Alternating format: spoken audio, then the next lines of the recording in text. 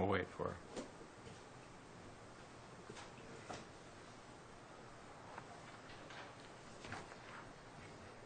Oh, here's the second. All right, well, I guess we'll wait for Lisa. All right, we'll wait for Lisa. You're up and running. Thank you. Oh, good. Sounds good. Well, we were waiting. I like your logic, but are you all fired up there, ready to go? Fired up. I'm ready to go. Okay. So who's sitting here? Now we have one too many. Oh, I don't have to sit. No, well, I'm an alternate, so I'll... Mark's an alternate. Ben, Well, I'm an alternate too, so... you are. I'm having to not sit. Well, You we're- know what? We're just starting. Wait, next month is the June meeting. You guys changed to the Wednesday. Yeah. Oh, It's for Wednesday. Just for that one. Oh, that's right. What day is forget that? it. I was just thinking I would sit out if it was going to continue. Okay. No, this Just one, in the case. 10th? No.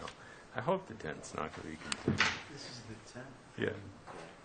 We'll bring the alternate. But let's get through the other stuff first, okay? Let me get us going here. Okay, this is the regular Town of Nantucket Board of Appeals meeting scheduled for Thursday, March 14th. Can I get an approval of the agenda as most recently modified? Michael makes a motion. Is there a second? Second. Susan seconds. Any further discussion? No. All those in favor say aye. Aye. Aye. Okay, how about the minutes of April 9th, 2015?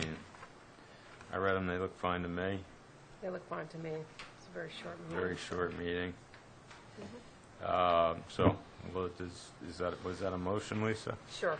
I'll make that Okay. motion. Lisa makes the motion to approve as written. Anybody want to second that? I'll second it. Susan seconds it. Any further discussion? No. All those in favor say aye. Aye. All right, so, moving on. I guess 10:15, the attorney's not here, so we're going to pass that over and start with 14:15. But, Michael, you don't want to sit on Nantucket Cottage Hospital? Okay. So, Mark or Jeff? Wait a minute. Would we be passing over 6714? 6714 is being continued yet again to June 10th, 2015. How, now, this has been on the agenda for 6 months. Yes, it has. So why is it continually being continued? It started out as I'm going to let Eleanor answer that it one. started out as a variance, and now it's a special permit. Mr. Chairman, through you, this is something that requires prior determination by the planning board because it is subject to a planning board special permit. It's Right. within the multifamily overlay Right, district. If you were to, I can certainly furnish with you later prior staff reports, which I just didn't burden the staff report with all the language that I had that explained the whole back story to this. But I'll send it to you so you know, because you haven't been here for a few months. But the planning board opened the hearing. I believe they appeared on 2 planning board hearings, and the planning board wanted them to come back with some creative solutions to mitigating the loss of affordable units. And they had been trying to meet with Andrew Vorse to come up with something that, some sort of collaboration, might be a contribution to the Affordable Housing Trust Fund, or any number of things. And that doesn't even necessarily indicate whether or not the planning board will grant what it is they're seeking from the planning board. So the planning board would prefer that they make a recommendation before it comes here for the pre-existing non-conforming status of multiple dwellings on a lot. Why isn't this a variance like it was originally applied for? It's what they're applying for with us is not changing. It's merely the order of things in which they have to happen. So the planning board has not closed the hearing on this matter, and that has to happen before. But I thought they had originally applied for a variance.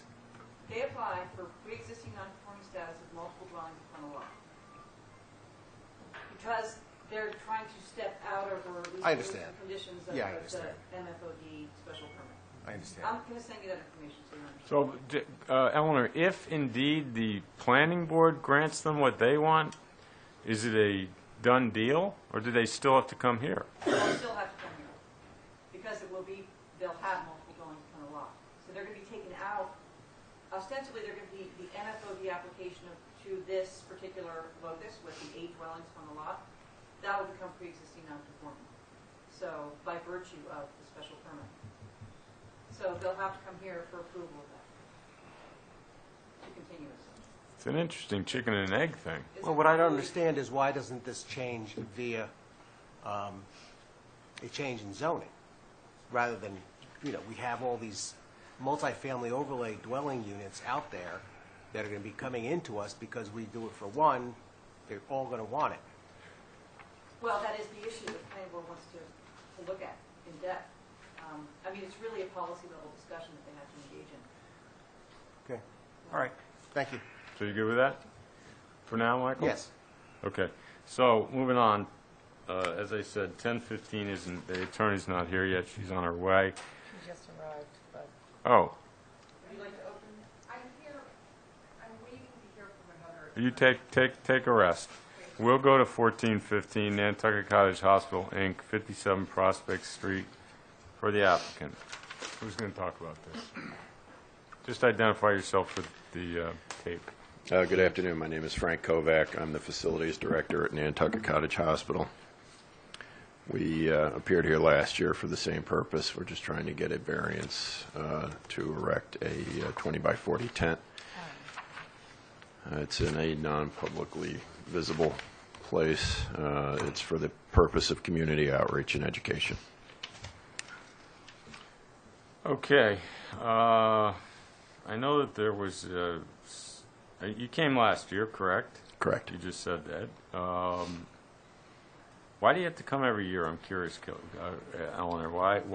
This is to do with the definition of tent, which can only be erected, and so he's getting relief from the I misspoke to you more. This is relief from the definition of tent, which cannot be erected for more than 30 consecutive days. Right. So it doesn't have to do with the use, Yep. which is educational. It has to do with the tent itself, the definition. So they're getting relief from that. Because if they're educational, number one, can they do it as a matter of right if you're educational, or does that? Not the situation with the tent. It's a different kind of relief. Oh. So if they were to conduct an educational outreach program within the structure, it would not require any relief. That would be allowed by virtue of the exemption. But this is a tent. Because it's a tent and up for over 30 days, Right. they need relief. Okay. Questions? I was just curious about the size. There's no mention that I saw of the actual size of the... I believe it's 20 by 40, and I 20 think by it's 40, 13 so- feet high, if memory 800 serves. square feet. Same tent as last year? Exact. And same location? Same location. No issues last year that Nope. came up? Nope. No complaints? Noise, nothing? Yeah, I mean, you're during the day there, right? There are no Correct. events according to your application. There's no, Correct. auctions, blah, blah, blah. The foremost use of this tent is for lunch presentations by physicians and healthcare professionals to the public. That's the primary use. It's not again, it's public outreach and education. I think the decision last year, we just put some conditions Right. in it, so Yes. we could just do the same. And the termination date, do we have that? And where, this is a carte blanche? No, I don't think so. What The period of request time? was through September. Through the end of September. Correct. Starting. As soon as we get the Yeah, variance. so last saying it ended September 2014. Nothing, all tent operations 9 to 5. No electronic amplification or lighting, no catered events, and no serving of food. That's a little different because you want to have lunch meetings out there. They're brown bag meetings, Oh, okay. lunches. No catering. No catering, okay. There shall be 5-foot setbacks to the sidewalls of the tent. And tent stakes shall not be installed over the lot line. So all the rest of it would be the same? Correct. Yeah, I'm I don't okay have with an it. issue. Can I make a motion to approve With the same with the same conditions? conditions. I think the only tiny comment I would make is, let's just put a date in the end of September instead of through September. October 1st. October October 1st, 1st and works. to strike July because you want to do it starting in July is what it was on the last application. You want to do it starting now. One Is of that the correct? first conditions said the relief is As from soon as July possible, to yes. September, so. So you want to just say, let's pick two dates certain. So October 1 would be the drop dead date. June 1st to October 1st. June 1st. October 1st. Okay? It's We the won't one have appeal to do the period. 20-day appeal period, but it'll be close. Yeah. Well, but at least when that expires, you'll be ready to go. Okay, perfect. We can put those dates in. So moved. Any other, anybody in the audience want to talk about this one? No. Okay, any further discussion? No. All those in favor say aye. Aye. I'll second the motion. Sorry. I was in such a hurry. Okay. Thank so you're good. Thank you. Thank you. All right. So who's going to sit on the next one? The regular members? Are or we doing Monomoy? I believe so. Comstock? Are you ready, Sarah?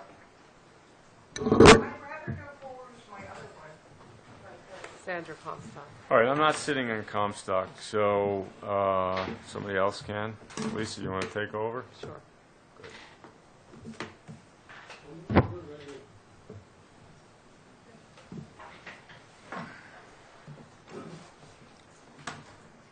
You ready? I am ready. Comstock. This is application 15-15, Sandra K. Comstock and Scott G. Comstock, trustees of Sandra K. Comstock Revocable Trust, 27 Hinkley Lane. For the Yes. applicant. Sarah, does this work? Okay. Yep. Sarah Alger for the applicant. This is a two-dwelling condominium on Hinkley Lane, Starfish and Unicorn. We're dealing with the smaller of the two, which is Starfish. It's a small, pre-existing, non-conforming cottage that's been on the property since well before 1972. There had been some question, I think, in the staff report as to whether or not both dwellings pre-existed 72, and I have since provided the staff with, oh, okay, good, that information, so hopefully you have it. I think I gave you an existing and proposed conditions plan. What we're trying to do is pick the building up and move it out of our side yard setback. We're either going to renovate the existing structure or demo and rebuild it, but obviously we need to retain its status as a condo. Because of the size and shape of the lot, we're maintaining the pre-existing non-conforming front yard setback at about, I think it's 15.5 feet to the chimney. And otherwise, we're adding a small amount of ground cover, but we're within the ground cover of the lot. The lot allows 12.5%. We have 12.1% total after the renovation. I think that really pretty much, it's been through the HDC, had a lot of back and forth, some pretty significant vetting, and it's a pretty modest structure. And actually, I think a little bit nicer from the street now than the prior structure, which had kind of a chimney and roof walk right on the street side.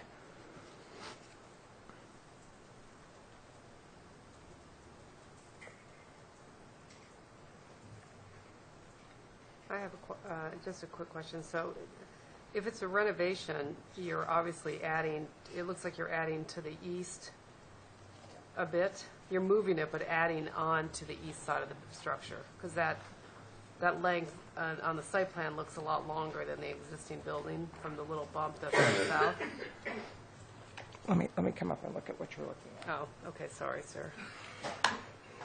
So when you look at this length from here to here, oops, sorry, try that again, from that, You hate it when that happens. yeah, you don't have a paper copy, do you, a big paper copy?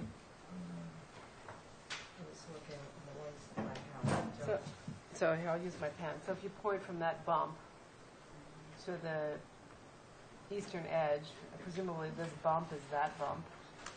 Is that Here we here? go. Yeah. Actually, it's not. Let's see on a plan now. Oh, yeah, here we go. Yeah. So this bump is that bump. Correct. then this dimension, so you're adding something there, Correct.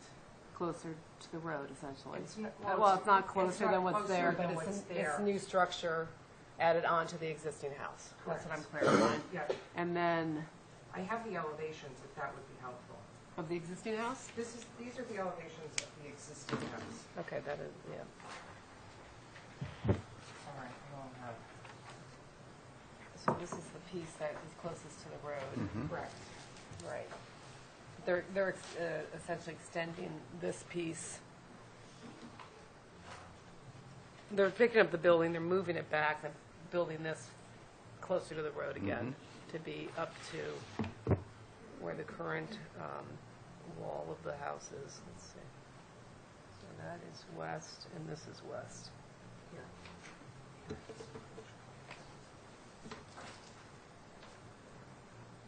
Are you getting rid of the chimney? Well, that's the question, is renovation versus, I don't know if this helps. Have a bigger. Why are we concerned about the design?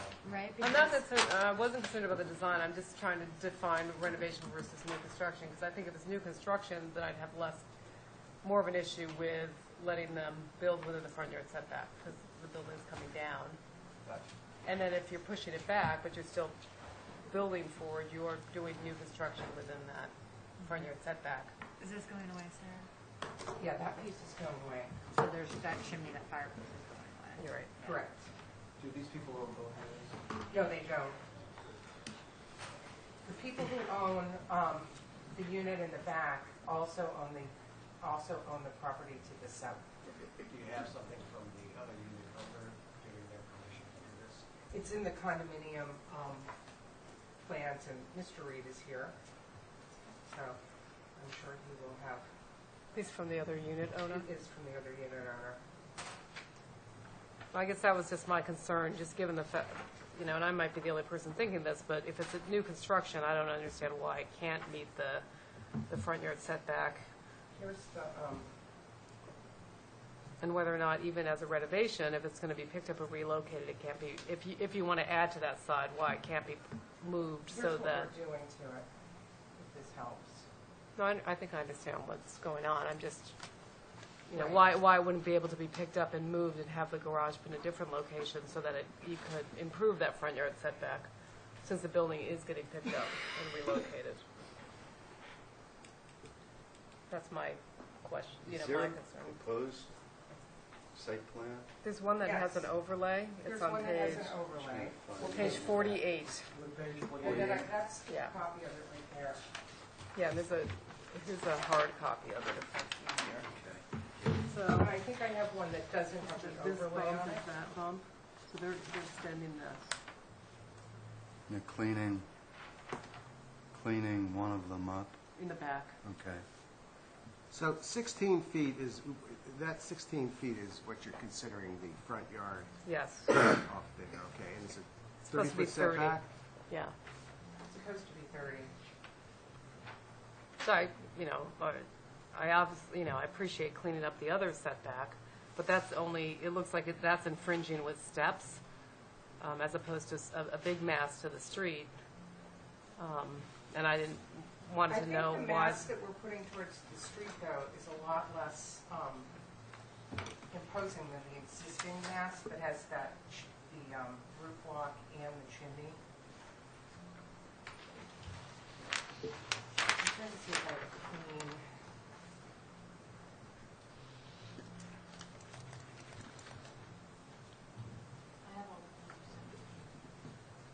Oh, here we go. Yeah, if this is helpful, sometimes you overlay it.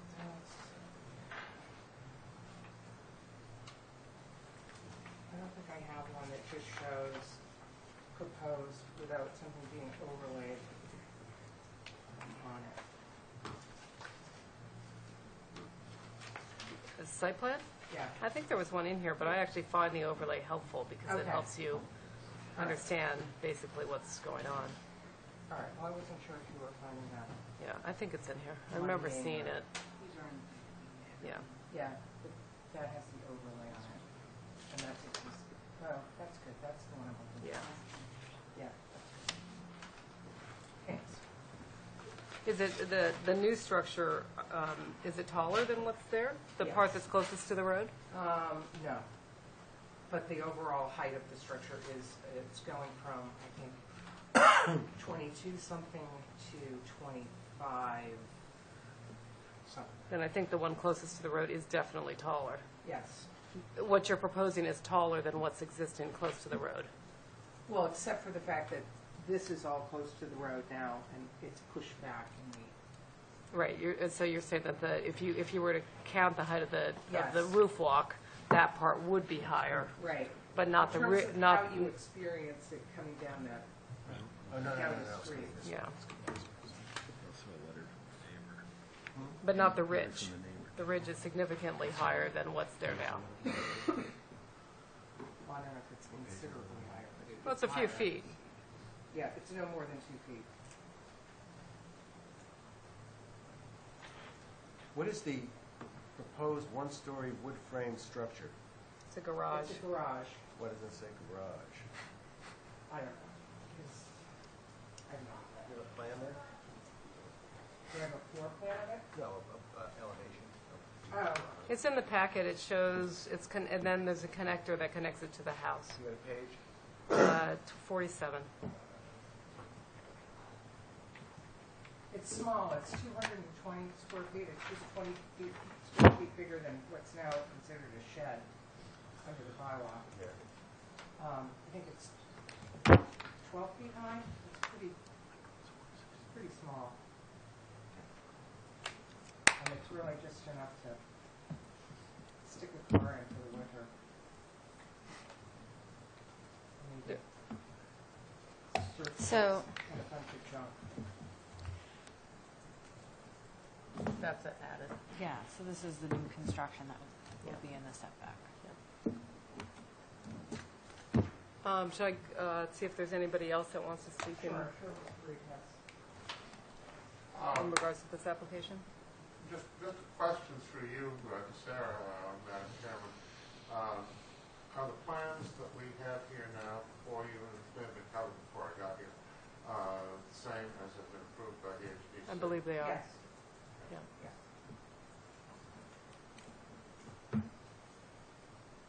Anybody else here to speak? Anybody on the board have any Just thoughts? looking over a couple of the letters from the neighbors, I guess. There's one from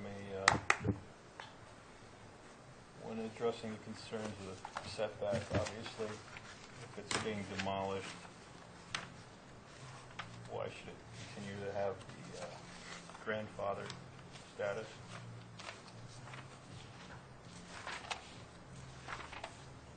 Right.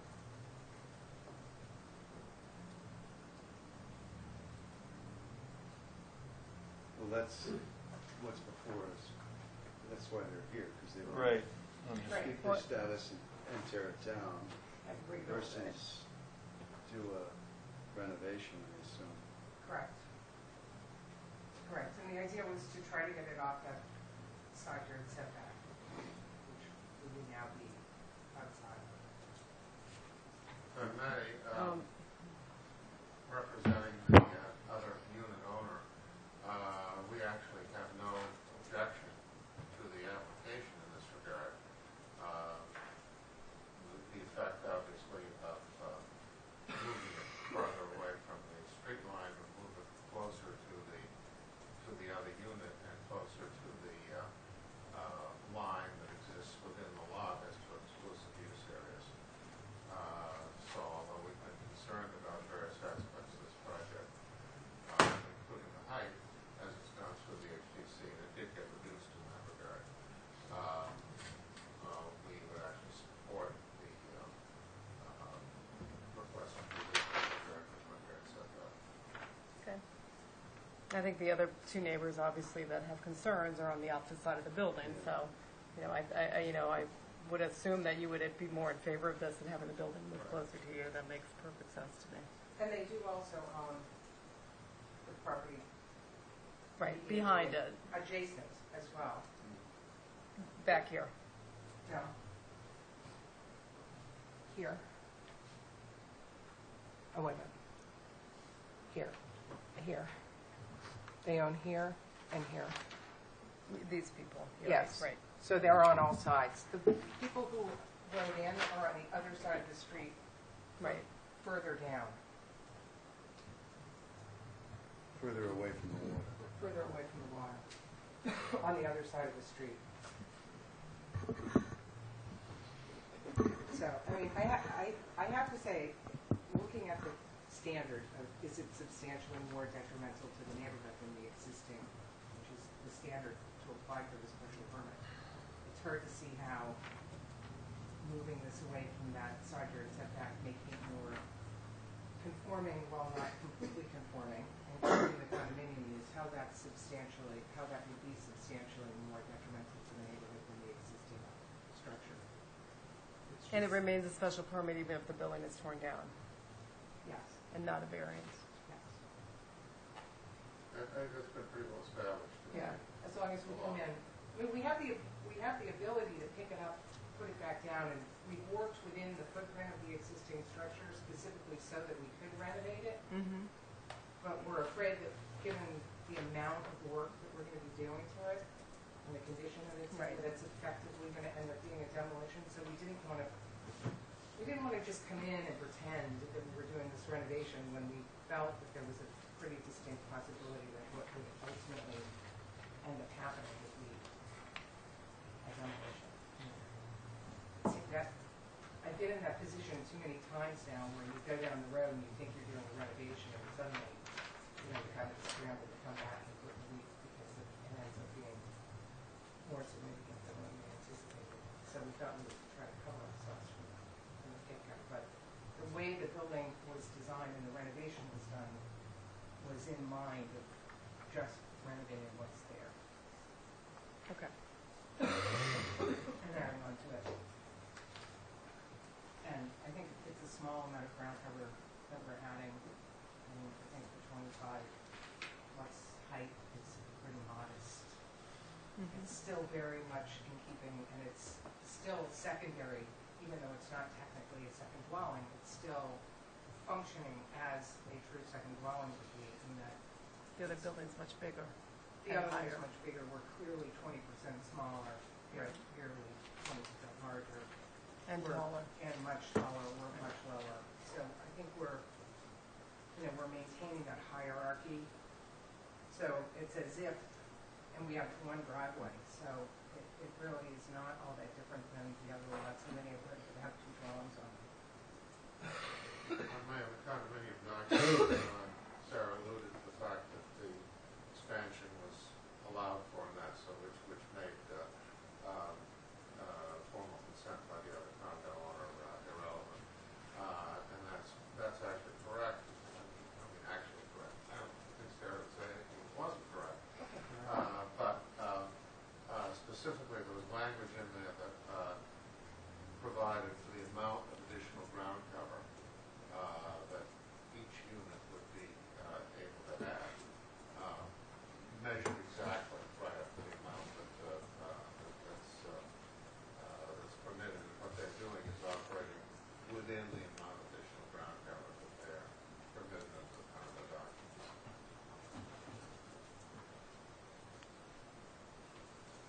Again, we raised the issue of this being effectively secondary, the secondary structure on the lot, and had some concern about the height, but it was reduced through the process in the HDC. And as long as this doesn't deviate from that, we don't have a problem at this point. So the back setback is improving, going to be conforming, and it looks to me like the western, even without the chimney, the western wall gets further away from Hinkley Lane. Correct. But the setback, setback is, Concerned about yeah, that. okay, thank you. But the setback is still basically the same on the front yard setback. Yeah, the dimension doesn't change, but it's angled, right? So it appears Well- further back. It's changed a little bit in that we're maintaining 16.7 Right. with that chimney. It was down in the 15. So we Right. Oh, I didn't- see. we didn't So the try wall to- itself is at the same spot. Even without the chimney, it's further away. It's about this. It looks like it's de minimis, 6 It's- inches Yeah. maybe. Yeah, it's about the same as it was, but with the, it's much less than with the chimney. It was down into the 15-foot range with the chimney. Yeah, the chimney's 15.5 currently. Right. Yeah.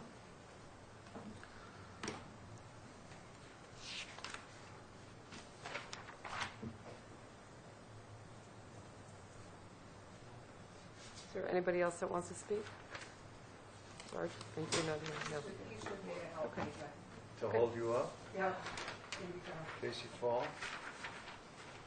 There's nobody in opposition? You know, we wanted to be able to put that garage, tuck that in behind the house to limit the amount of structure seen from the street. That's why it's stuck back behind there.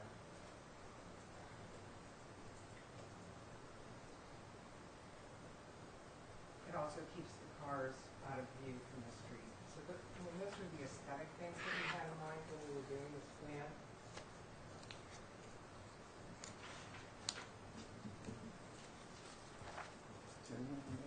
No. Well, I already asked once. I don't believe anybody's come in since. It's a pleasure. Well, based on the letters, I'm not feeling real good about knocking it down.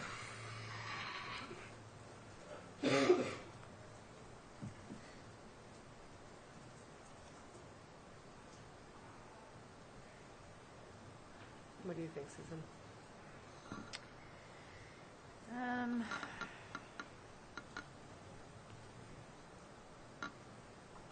I wasn't feeling so great about the new construction, but seeing that it with the chimney gone, it is moving back, and it's, you know, the wall is in pretty much the same area, so it's not creating a new nonconformity, even though it is new construction. I mean, it's you know, it's still going to be a nonconformity, but it's not increasing it.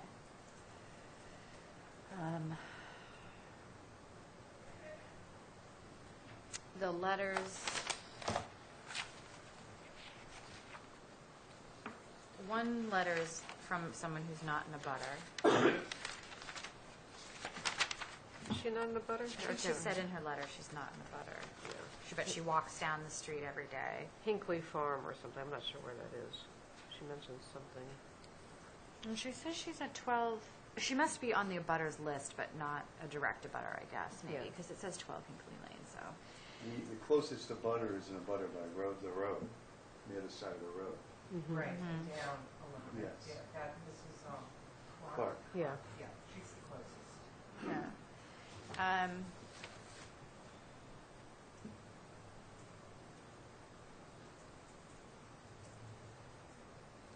The thing is, if the garage wasn't there, you could pull it back. If you move that garage to one of the parking spaces, it looks like you still have room to park, and you could pull that structure back, almost make it conforming. I feel much better.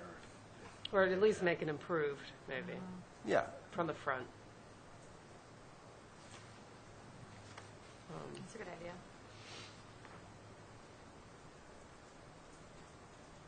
Well, if there's land there to do it with,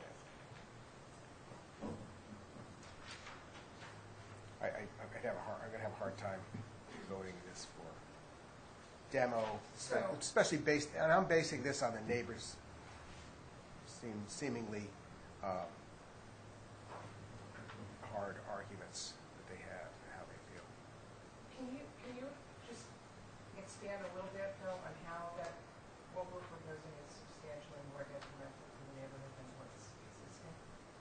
Because that's the standard. It may not be, but if you want to demo this, then I think we can say to you, we want to have this a lot more conforming. And frankly, you know, because somebody wants a garage isn't in our purview, it's more, make it more conforming.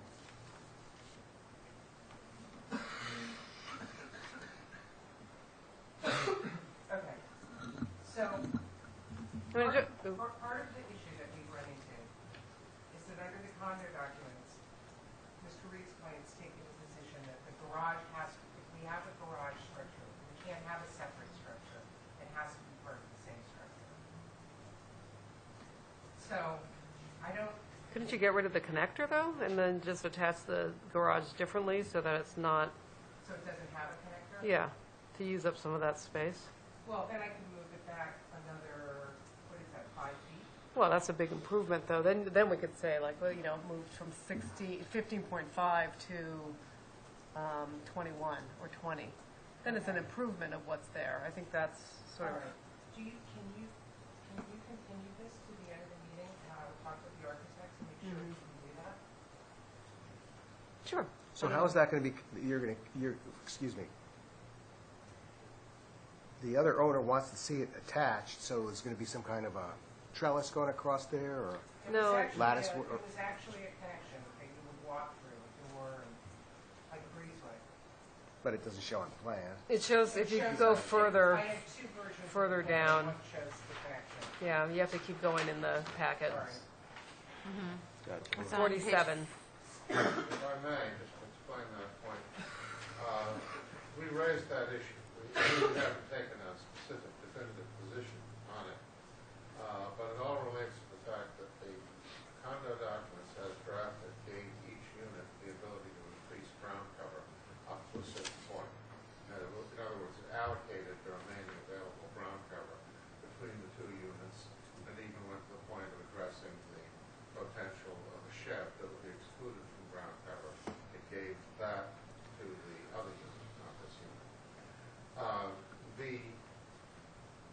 There's nothing in there that contemplated the demolition of the unit, of either unit, nor the construction of any building other than an expansion to the existing house on each portion, with the exception of the shed for the other unit. And my clients may well take the position that the demolition and reconstruction, if it is in a location unsuitable to them, is not contemplated by the condo documents, and that they would therefore not assent to it. Of course, the result of that would be that the owner, Sarah's client of that unit, would be forced to deal with a plan that would involve only additions to the existing house, which would be within the scope of the document and which we would have to agree to. So anything that, I believe that, and I will need to review this with clients, I believe that anything that will result in the house moving significantly toward their structure would be something that they would tend to oppose and not give their consent for. And I think that, as I said earlier, from our standpoint, our starting point would be prefer to see nothing happen. We would prefer to see the house get the relief that Sarah is asking for with regard to front yard setback. Okay, thank you.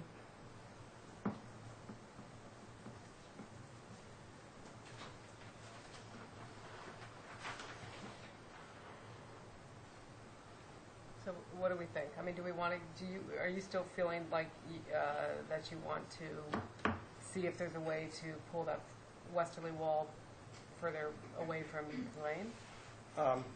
If they want to reconstruct it? If they want to do it, yes. I don't think we can get involved in a dispute amongst condominium owners. How about you, Karen? How are you sitting?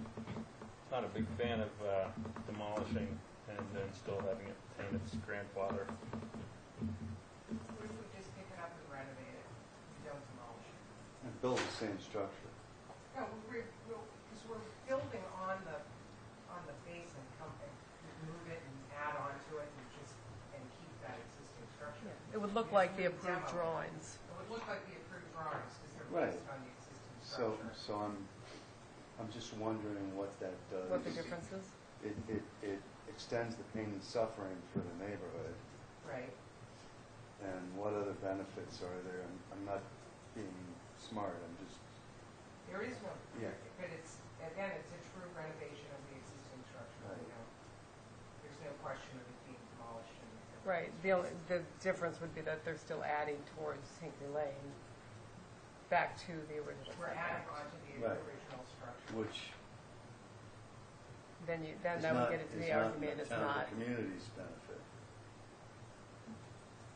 is not in the community's benefit, right, yeah, right.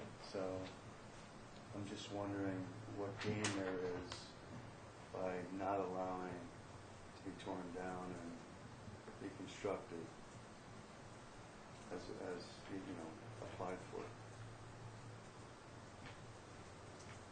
I mean, there might not be anything.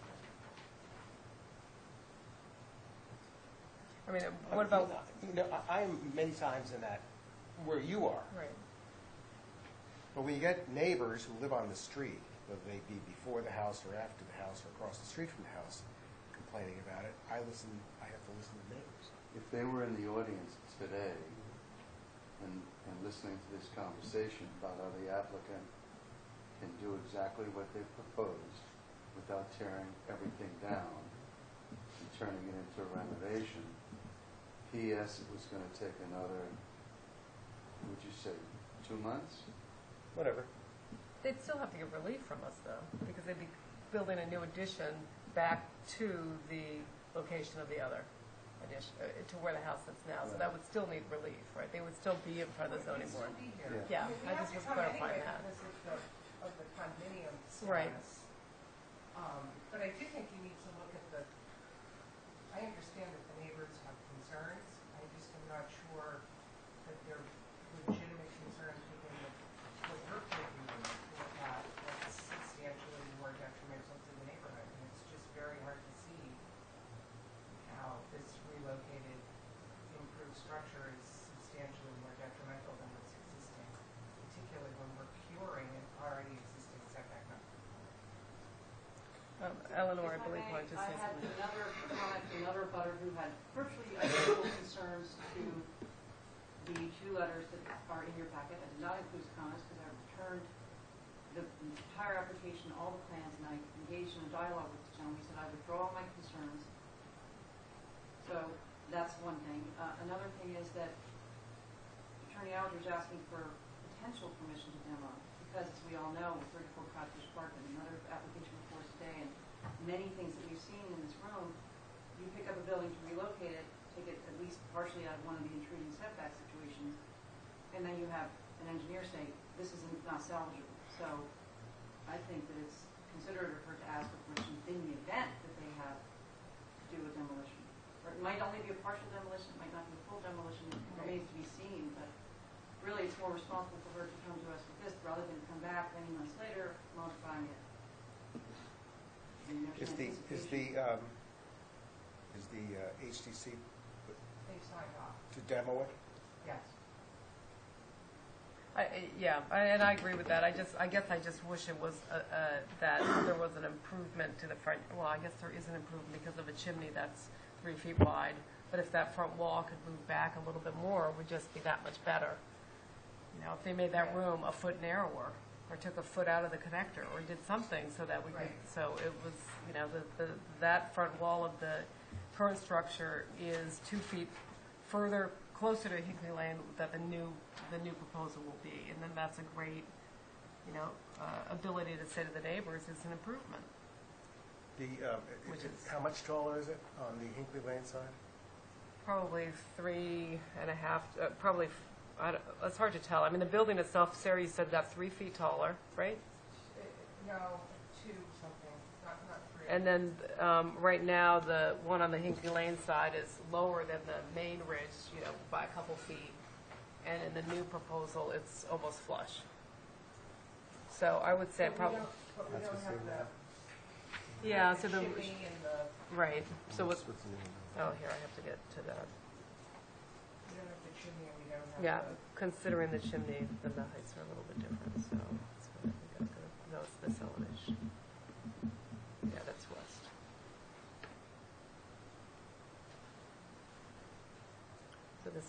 steeper roof pitch. But to Sarah's point, the roof walk is further away now, because it's way back here and not on this mass how it is currently. And the chimney's gone. So this mass is that.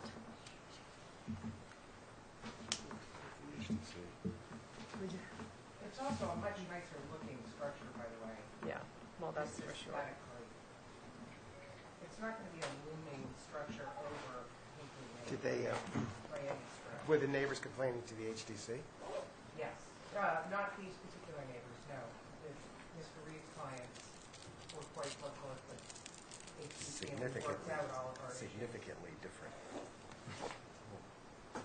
So we didn't have any other neighbor concerns at the HDC. They probably weren't even noticed for the HGC, actually, right? Because you have to be direct abutters. I mean, not that matters. I'm just saying that the abutters list is so different that oftentimes people aren't notified for the HGC, We were but are there notified for the zoning board. months and Yeah. months and months and months.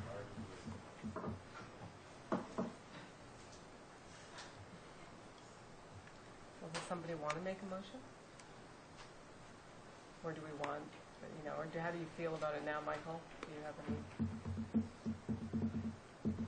I think the neighbors are going to go ballistic when they see this house built, no matter what we do.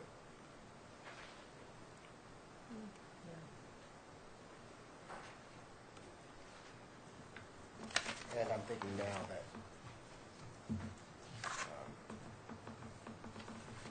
I would vote for a demo or renovation.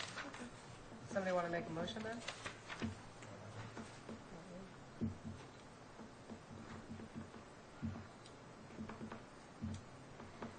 Anybody else want to make a motion? Make a motion.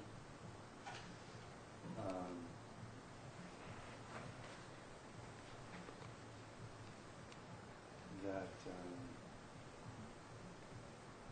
we approve the application, subject to a setback from Hinkley Lane of 17.7 feet,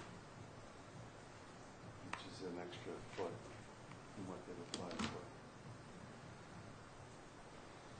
Is there a second? With a demolition and reconstruct, and/or renovation. Correct. And I'll put in there, no construction during, between Memorial Day and Labor Day. Exterior? Any kind of construction. Memorial Day and Labor Day? Any kind of construction. That's a new one. Can we do landscaping? Except for landscaping. Sometimes landscaping is even terrible though because they're cutting stone and those stone saws are just extremely noisy. I mean, I think why wouldn't you just do no exterior construction? That's what I would sign up for. Which would include landscaping. Wouldn't landscaping cutting Well, over that's stone? what I said. Yeah. No construction at all. No, And I then would the say let them impressive do thing. interior construction. Why would we all of a sudden enforce that on this particular, we've never done that before. Interior construction? Yeah. Oh, we said no construction. No, we No always- exterior, exterior. no exterior. Our plan is to hit the ground running after Labor Day. Right. And That's have not gonna this be an done issue. by next year. That's our plan. But I mean, if people have to be finishing up closets or doing baseboard or something. Right, I think that's fine. Fine. Is that a second then to Michael's motion? No. Okay. Can we or do we care as something for the neighbors, how the, Marcia Button talks about this, the buffer zone, the 15 feet between buildings and the lane? Right, it's doing some screening, Yeah. required screening. Are you familiar with that? I'm not familiar with that, what she's asking. She was for, talking but- about the amount of natural vegetation that's along Hinkley Lane, and that most of the lots, because of 30-foot buffers setback, have a substantial amount of screening there. Okay. So I think, having some screening that's probably on the more natural side, and rather than a nice privet hedge right at the lot line would probably be good to show. Okay. Yeah, it just says, it's in the letter. leave a buffer zone of wild greenery about 15 feet between buildings and the lane. to Well, they retain can't the do rural- 15 No, feet, no, I it's know, only but- 17 and a half. But Yeah. how about 10 feet of buffer of natural vegetation? Yeah, you know, we've got quite a way for, To the road. between the travel surface of the road and where this house is. I mean, if you look, that's probably 12, 14 feet. So we're probably gonna be close to 30 feet off the travel surface of the road. And maybe that's part of why they're so concerned. Maybe they think we're gonna be 15 feet from that travel way. Well, I would say then that keeping some sort of buffer zone and screening the, the wild greenery or whatever to keep, All right. retain the rural feel, I think would go probably a long way with the neighbors. Yeah, absolutely. So maybe we just require it to be, 3 feet onto your property so that there's a, And maintain whatever is existing. In the road, between yeah. the road and right. the property, that's fine. And then you just do a little bit more onto your property to make sure it's nice and dense. Okay, So we're not changing this to 3 feet? Yeah, yeah. on the property line. So that would be a good, how far do you think that is on approximately? It looks like it's going to be like 15 feet of buffer, right, from the road. Layout. From their Yeah, lot line. maybe 15 to 20 feet. That's It's good. good. I have no problem with that. Right, so Ellen, did you guys hear what Eleanor was saying? So she's saying from their lot line, 3 feet in. Yes. Right, And okay. we'll maintain whatever's existing, we not maintain in terms of watering and pruning, and Right. we'll just leave it Right. as it's short, not disturbing. Okay. Okay, so are there any other conditions we want to add? And then maybe Eleanor can just read them back, and then we can see if we can get a second. 'Cause I don't think anybody seconded the motion yet. Two-part motion made by Michael O'Mara and Michael Lenthoff. O'Mara.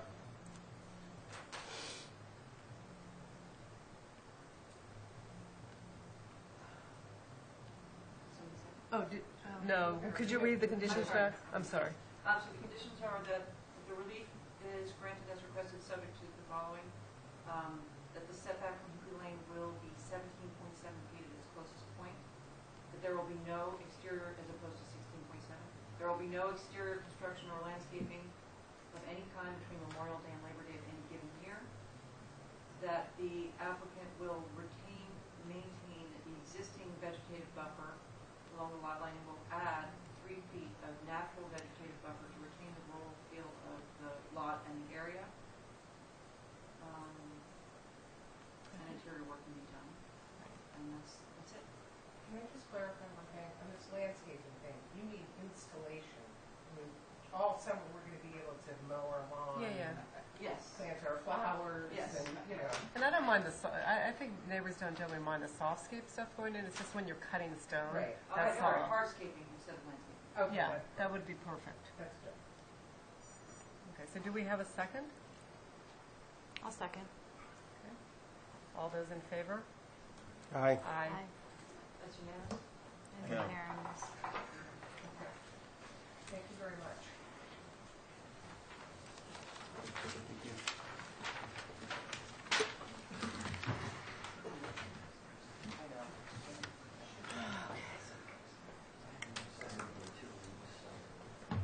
Did we do both of hers or just one? No, Sarah, are you doing, Sarah? I'll go ahead. Okay. 47 Monomoy. Right? Yeah. 47 is 10-15.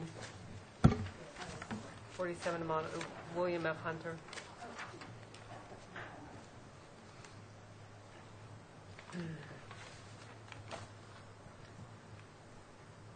You getting ready for your big birthday tomorrow? 40. 40? And that'd be nice. Does that mean I'm going to be 30? Perfect. I like it. And I would be 32. Yeah. I'm kidding. Unfortunately not. Do I even have that in here? Yes, at the beginning. Oh, yeah, it was very Page scant. 16. It was very scant. I've been like this Those, for I almost don't 2 weeks. No, it was a cold that went bronchial. But it's been so long. I can't Sarah's ready? Okay, I sorry, I can't was- possibly still be. Sleeping. 16, no, 10-15, William F. Hunter, trustee of the 1908 Realty Trust, 47 Monomoy, for the applicant. Yes, Sarah Alger. I was hoping to have either Mr. Kyberg in person or a letter from Mr. Kyberg withdrawing his objections. We've been going back and forth with our neighbor on some accommodations that we just reached today. So if we need to continue this to have him do that, we can. But I thought I would at least go forward and tell you the gist of the relief that we're asking for. And I'm not going to sugarcoat this because I see absolutely no reason why I would even possibly bother to try to do that. This building was a house that was an old house that was out on Baxter Road on a lot that was threatened by coastal erosion. The owner decided to try to save it, pick it up, and move it to this lot that he had bought in Monomoy. He did that, and unfortunately, when he went to get his certificate of occupancy, it developed that, in fact, the house was over the height of 30 feet. And from there, we embarked upon, when I finally got involved, which is about a year or so ago, the builder and owner had parted ways for obvious reasons. At that point, Mr. Hunter, I think, was in a hiatus.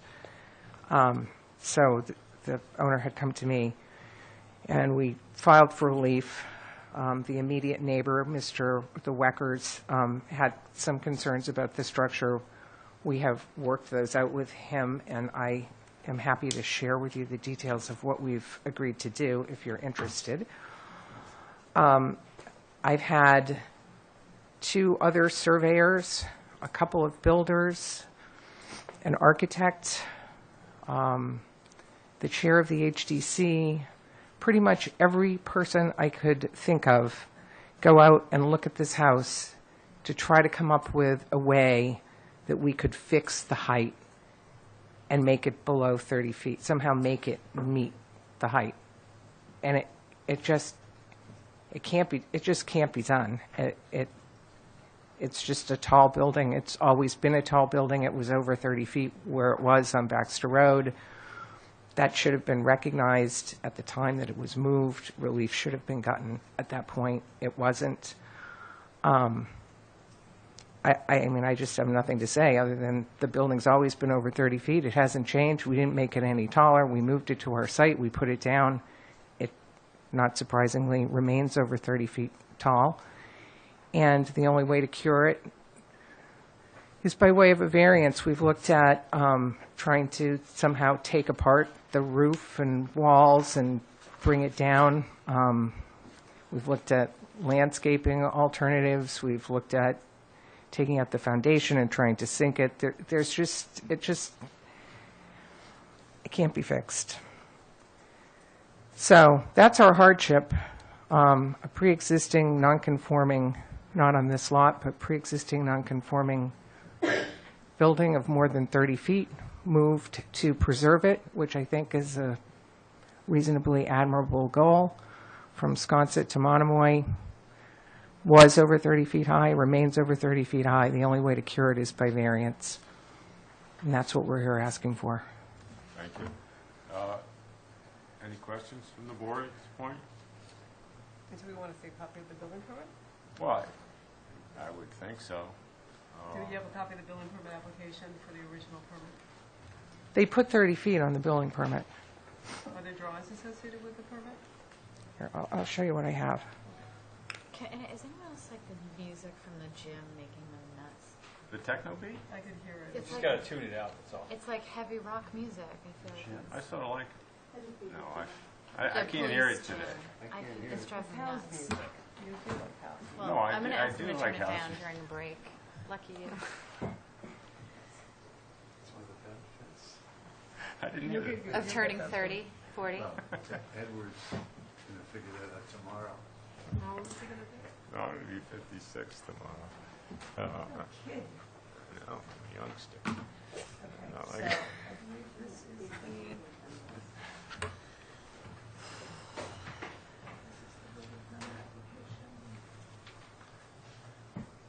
I think at a minimum, we're going to need some evidence that nothing was done to change the height, that it really indeed was, not that I don't believe you, by the way, you know, Well, here's the building permit application. which says 30. Yeah, it does say that. So it's sort So of, it doesn't give us any, but I could, it's just a pick up and put down. There was no, an add a roof block. That was it. did they, for instance, Sarah, how much, did they jack it out of, how much is sticking out of the ground now? Do you have any pictures of it? I went to see it, but I drove past it. It just looked like there was somebody in the driveway, so I wasn't gonna get out of my car. It doesn't I mean, look like it's sticking out of the ground terribly far, but Here's what was approved at HTC This is Nicole Barr's way back. way back. Yeah, I think. It's going across the street. yeah, she did. Oh, did you? I don't care. Is she the French one? Sarah, who are the surveyors your on name? this? Nicole Barr. Okay,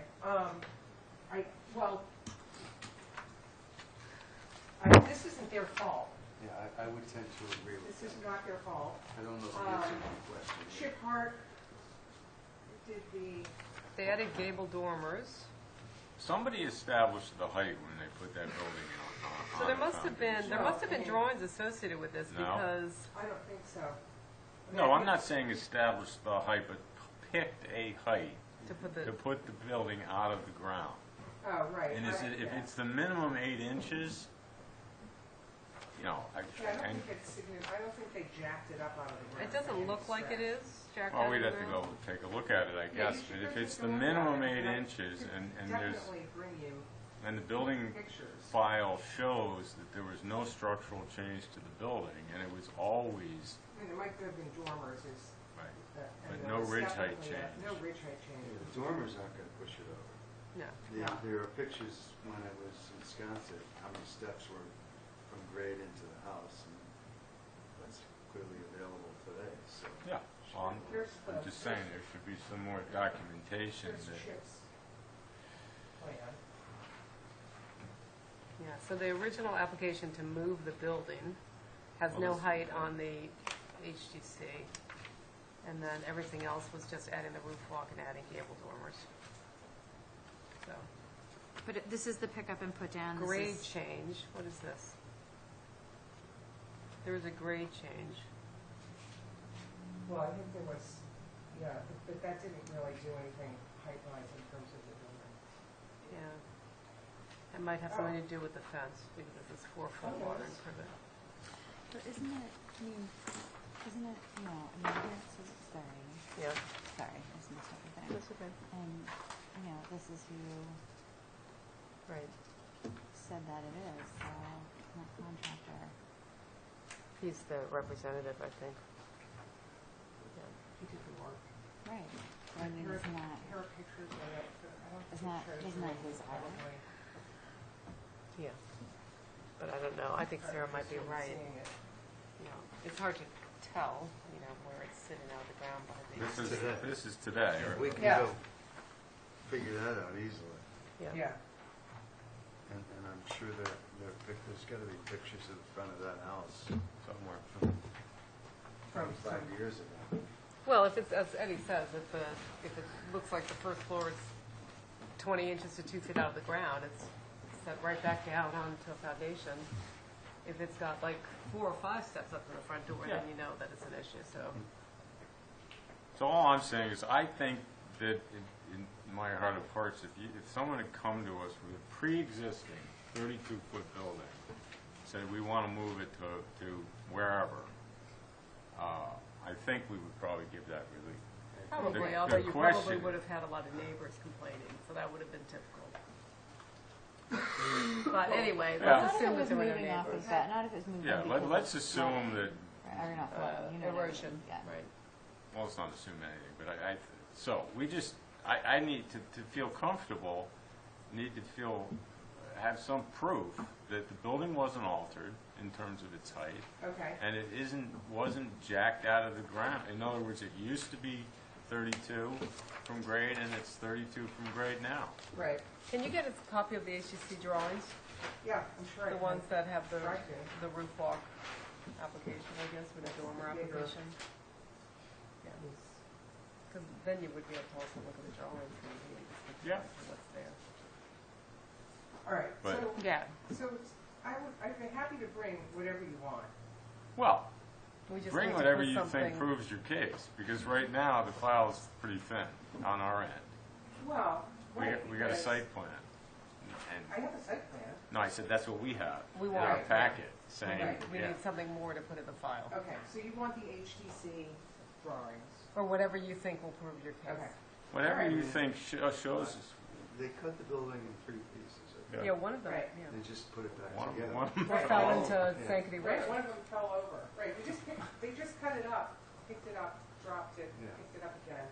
Well, then it was on the site for a while. A lot of work was then done to the building, and I just want to be 100% sure through some evidence that it wasn't altered. The ridge height wasn't altered Right. either. I mean, I It know. wasn't, but So I think if I you can believe get you. pictures of the original house Okay. and its location on Baxter Road, Okay, that would be Just great. the front of the house, Yeah. as you look at it from the street. Yeah, To see how many steps there were going into the house. and then the HGC drawings that show the requesting of the dormers and the ridge height, okay. maybe, and then, it'd be nice to have them to scale. Topographic, when they put, It's the lot, This lot? yeah. I don't think it was You totally think? flat. It I think wasn't, they right. popped They it had- out of they the had- ground and no, graded they up to didn't- it, They but. didn't pop it out of the ground, but they did have to bring in some fill to level it off.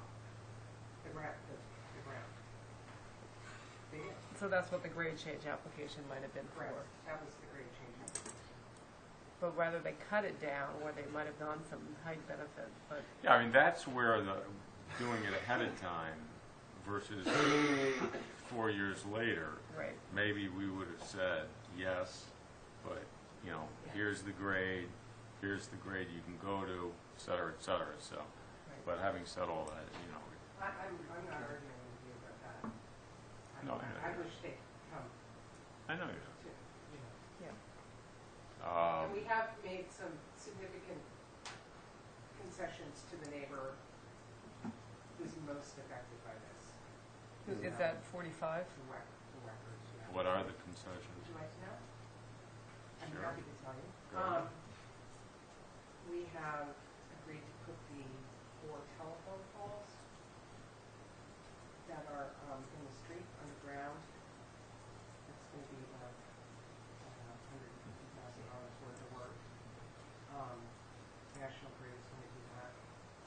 We have agreed to cut down 3 or 4 mature trees on the property, not rebuild.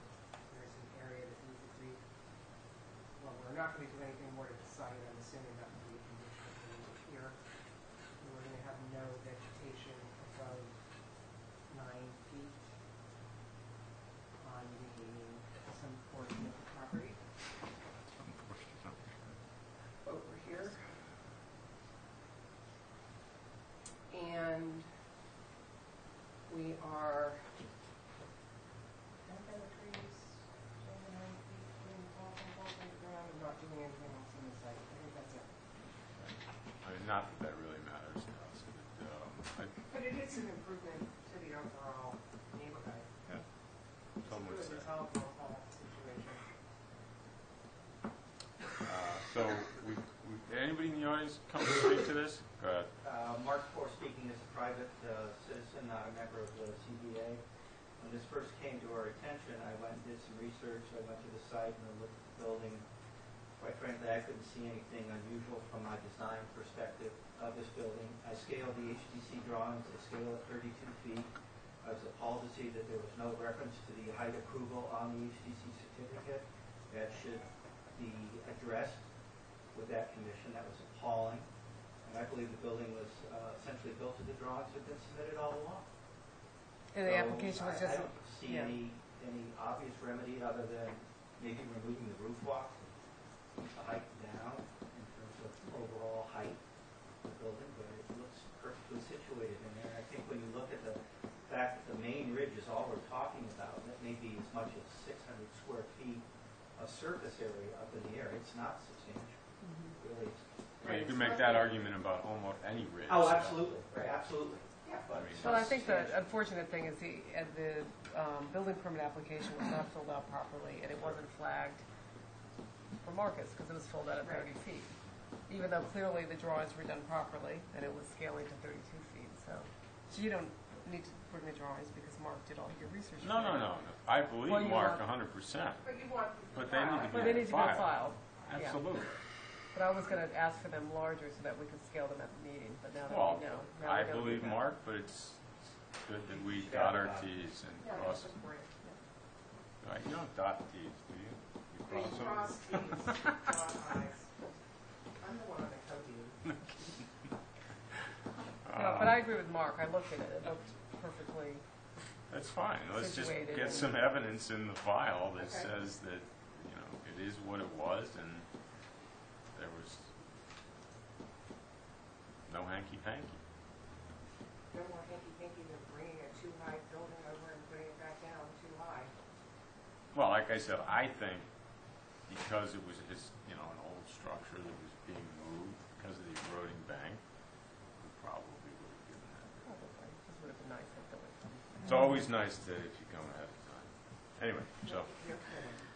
so we'll continue this for another 4 years? No, let's just go to June. I think I should be able to marshal all these documents for you in June. We good with that? Remember, What's on a Wednesday? Tuesday, June meetings change. June 9th, Just Wednesday. June 9? No, I think it's June 10. 10th.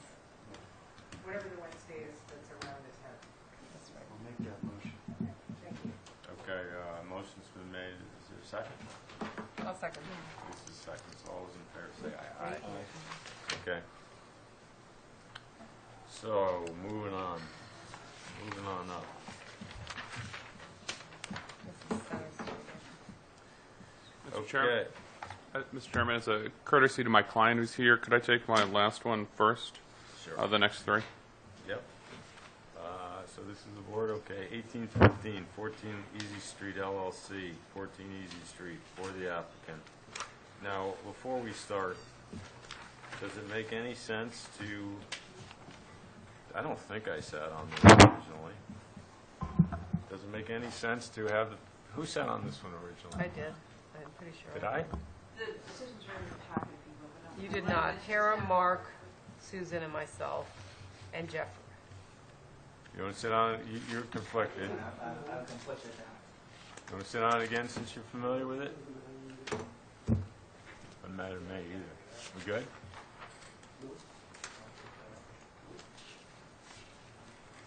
Okay, I'll sit on it then. Rock and roll. All right, thank you, Mr. Chairman. Stephen Cohen for the applicant. There are two separate requests for relief within the individual application. And just as a reminder, you're probably familiar, this building on Easy Street has already been demolished. I'm sure you've driven by it, and if you go down, look at it from the other side, you can see a little sliver of the ocean for the first time in 100 years. That will disappear when the building is back. But what we're looking for is two pieces of relief. One is that the building benefits from the new change to the zoning code that allows structures in the CDT to exceed 30 feet in height if they meet any of three requirements. One is that it's for historic preservation purposes. The second is that it's found to be that it's consistent with the design in the area as determined by the HDC, and the third that it's not detrimental. And the problem that we have is that I applied for that relief based on all three of those grounds because we originally qualified under all three of those grounds, and I thought it was smart of me to do that at the time. But what we have run into is that when the applicant went in and did their partial demolition to do the renovation that was originally planned, what they discovered is that the framing was such a mishmash that it didn't really make sense. You couldn't do the renovation based on that framing that was in place. So we went back to the HDC and got a demolition permit, and they came and checked it out and agreed that it didn't. The building itself was not historic, even though it was old. It wasn't historically important, and that it was okay to demolish it. Then when my client went in for the building permit, the building department pointed out to us that because we had only applied, we had only told you we were doing a renovation, we needed to come in and get that change to allow for a renovation or a new construction. Because the relief that we requested could be granted on 3 grounds, and we qualified under all 3, I think that having qualified under 2 is still sufficient grounds. The height really doesn't matter whether or not, in this case, we're preserving a historic structure or not. So basically what I'm asking the Commission to do is to release or to alter the decision to release the finding that we qualified under the first condition and to adjust the decision so that it says that it can be done as a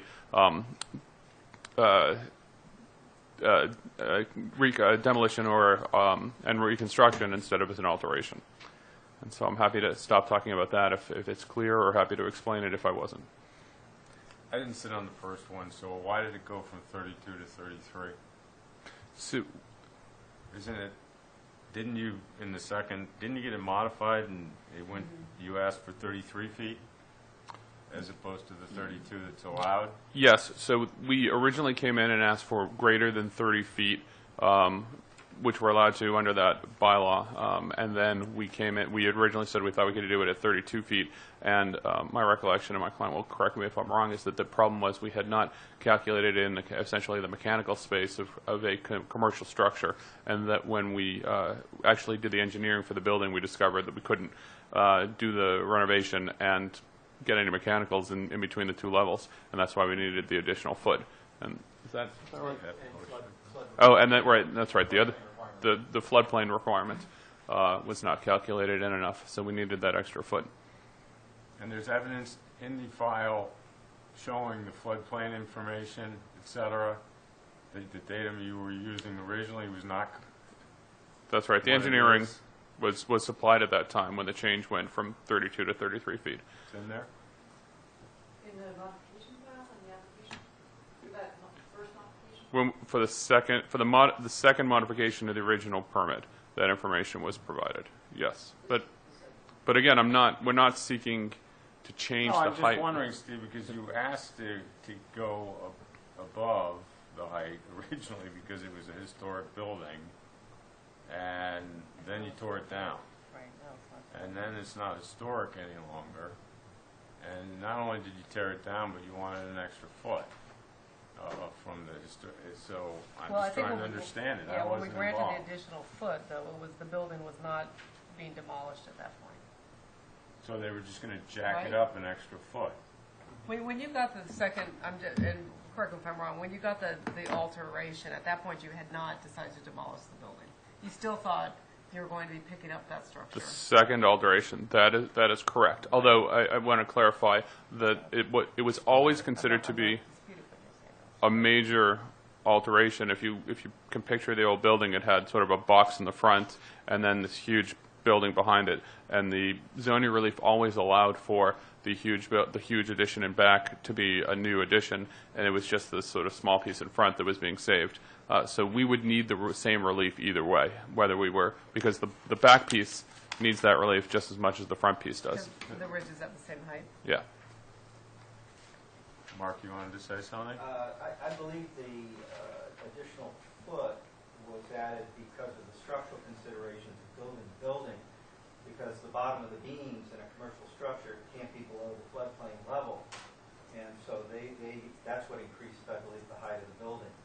It was not the rest of the floor-to-floor systems or anything else like that. It was, oops, we didn't consider the fact that the bottom of the beam is the floodplain data, as opposed to The top of the finished floor. floor. Yeah. That's what I'm getting at, is if you have a historic structure that is X height, and I'm just trying to understand this, and there are some constraints that you're going to run into with that historic structure. So you come in, you get the modification because it's historic, then all of a sudden the building that you said it was historic is gone, and you can do whatever you want within the 33 feet. So I just want to make sure that we're not sort of getting bamboozled, if you will. Yeah. So I would respond to that in 2 ways. One is that the Certainly not bamboozling, because none of this was intentional. It was It's a pretty intentional when the machine starts munching the whole building. Yes. That's intentional. Yes, that's well. So I would characterize it. I would make 2 points. One is that the chain of events that led to this was not something my client had a lot of control over in terms of the order that they happened in, but also that we would have been here anyway, because the regulation that allows for this to happen, for the height to be exceeded in the zone, is for new construction also. It allows for new construction to get the same waiver. It's not dependent on historic structures. And so what I am now asking you is to give us the same relief you have already given us for the same building, irrespective of whether or not it's a historic structure, in the same way that the zoning code already allows you to. But Mark just said that you came back the second time because, what, the beams in the, you're saying the floor joists had to be out of. Because they're in the velocity The zone. whole framing component, as well as the mechanical ductwork, has to be above a certain level for commercial construction that doesn't play. Right, but that's if you were within this constraint of the historic building. The minute, No, that's No. the first no, wait a floor. minute, let me finish. But when that building goes away, you're no longer constrained. You certainly could design a building within 32 feet. You wouldn't need the You extra still need foot. the duct chases underneath the floor. They have to be No, I understand that, but couldn't you design a building that was within the 32 feet? You could. However, I mean, you could always say we're going to start at X, and then you've got until Y, and smush your whatever in between. Absolutely. However, there are 2 things that I would point out to you. One is that at the time the relief was sought, we could have come in and asked for this without respect to it being a historic structure, and could have said, we're going to demolish it, and we would like to do this, and it's the exact same application for the exact same relief for the exact same structure. And the only considerations you would have to make at the time are, A, is it consistent with the design in the area as determined by the HDC, and we had the HDC approval, and then secondly, is there anything about it that's detrimental to the neighborhood? And of course, you all know that every other building around us is either a commercial structure where it doesn't matter, or twice as tall as this one, or both. Twice as tall? Not twice as tall. Okay. 66 feet? Yes. All right. Wow. That was it. I've That was been that here was for a long time. that was hyperbole, Mr. Chairman. The Dreamland is one over. This is not an area where there are neighbors who are going to lose their open air in their gardens or whatever. They're commercial structures that are as tall or taller than this building. So at the time we could have that relief. And then in addition, something that didn't exist, which only exists now, is the town meeting just adopted the zoning bylaw amendment that Mr. Reed had proposed that allows buildings to go up to some astronomical height based on these floodplain requirements. If we came in today, we could probably get 5, 10 more feet just based on that bylaw. 28 feet above the floodplain. finished floor level. Above the finished floor level, Yeah. Which is the which is floodplain. the floodplain. We could get a So lot it's more. not again, I love your hyperbole, but astronomical. Astronomically 28 higher. feet is less than... But is that new construction, or is that if you have an old building? It's new. No, that's new. Is that with new too? What? Yeah, above the floodplain. I know, God, I'm bummed. I mean, I think that's good, but, it's hard for the people that have just built within that 30 feet from grade. Yeah. They Well, it's get not screwed. from... So. No, Yeah. I'm just M- saying m- people that are m- just you're right. finishing the Yeah, and construction. Mr. Chairman, the other thing that my client wants me to point out, which I think is important, is that this building is designed with substantial engineering features to keep it down, to avoid using the relief that was sought under Mr. Reed's bylaw amendment to get out of the floodplain. This building is sunk down basically as much into the floodplain as is possible without having it be unreasonably subjected to flooding. And I could go through the engineering that we went through last time, but I'll spare you that because I don't think it's relevant. I think what's relevant is, do we qualify for the relief that we're asking for under the standard in the bylaw, which is just, do we have HDC approval for it, and is it substantially more detrimental Well, I'm going to the to defer neighborhood? to my other board members who were here when you asked for the 32 feet's not the issue. I mean, you can do that. Right. It's the extra foot that was asked for when it was a historic structure that I would have assumed you were sort of working within some constraint of the building. Yeah. And by moving it up and putting the floor under, getting it to floodplain, No, that, you needed the extra foot. Not that, we would just like an extra foot to get a third floor in. no, yeah, so I guess what I would say is that the extra foot was not based on the historic structure. The extra foot was based on doing the engineering and figuring out under the commercial code that we had to have certain things at certain heights that just couldn't happen at No, 32 you're feet. missing my point, though, Yeah. Steve. What I'm saying is that you could have, without the historic structure that you were working with, Mhm. forget the issue that you asked for it as a historic structure, that constrained you in terms of height, just because the historic structure was this height, Right. whatever it was. Yeah. So by wiping it away, you then arguably could have designed the building within the 32 feet that you were allowed as a matter of right. So, but you asked specifically for relief as it related to the historic building. You didn't come in and say, we can't possibly design a building within 32 feet. You said, we need to get this structural stuff in above floodplain because we have this historic building, and it's already at this height, and that pushes us to 33. Right. And and I appreciate you wanting to check with the other members, and I would just make one point, which is that we qualified under all, what I would have said at the time was we qualify under all three prongs, and what I'd like you to do now is let us qualify under 2 out of the 3 prongs. To 32, you qualify. No, it's the same rule. It doesn't matter either way. So you can go, as you put it, to an astronomical height? No. I think is it 35 feet? I don't recall if there's a cap on it. Height exceeding 30 feet. Yeah, it's just whatever you allow. It just says in the original application that it was, and I can't really remember frankly, I don't think we really talked about a lot of this stuff, but in order to keep the historically appropriate window size and placement and meet other code requirements. Yeah. The jump from If the historical windows are gone. The jump from 32 to 33. They asked for the relief based on the historical aspect, and it's One gone. of the But the- qualifiers is an HDC approval, which was based on the existing building, right? I mean, it was. But the HDC has since approved the same building as a new construction. The jump from 32 to 33 is not I think relevant. It was because the original application asked for the same relief. It just didn't have good engineering when we picked our number. The original application said we'd like to have permission to get to 32 feet, and then based on 3 reasons, and then the second application to increase that was the same 3 reasons. We now qualify for 2 of those reasons because we have HDC approval and because there's really no negative detriment to the neighborhood. So what I'd ask you to do is just amend the decision to reflect that your decision is based on those 2 prongs.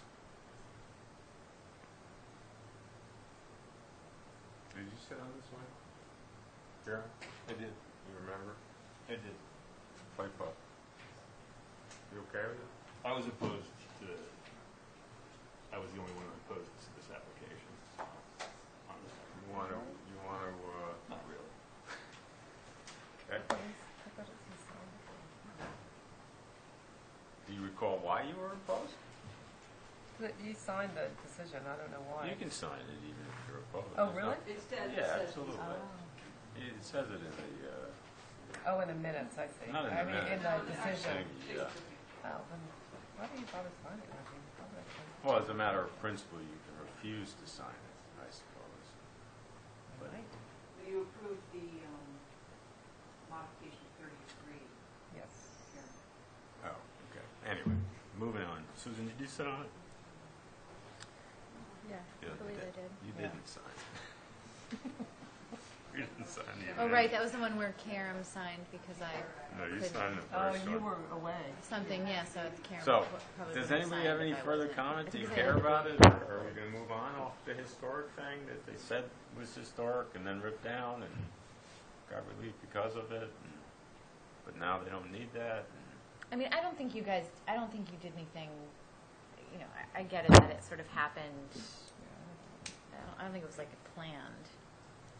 It was definitely not planned. If it wasn't for this, we'd be well into construction. But I get your point. Like, if there wasn't a historic building, we probably wouldn't be talking about this height. So now there's no historic building, and we're still talking about this height. I think the key is that the relief is available for new construction as well, and it's the same standard. And is the relief available for anything over 30 feet, whatever you pick, or is it to 32 feet? No, it's whatever you want. Whatever I misunderstood. I thought you said it was the 32 feet. You just said asked for 32 feet. Correct. Essentially the problem was when I drafted the original zoning application, I worked from the HDC set of plans, which assumed two things: a flat level ground and didn't have engineering calculations in it. And when those went forward, we figured out that actually we need another 6 or 8 or 10 inches or whatever. And the relief now allows any building in the CDT to be over 30 feet by special permit with only a finding by you that the HDC has already approved it and that it's not a negative. Another super defined zoning bylaw. It puts a lot of trust in the board. Okay. So, are we taking these point by point? Do you have any comment? No? None. Because there's also the time. Why don't you go? We'll make separate motions? Okay. So, have we beat this one to death? I think you Yeah. did.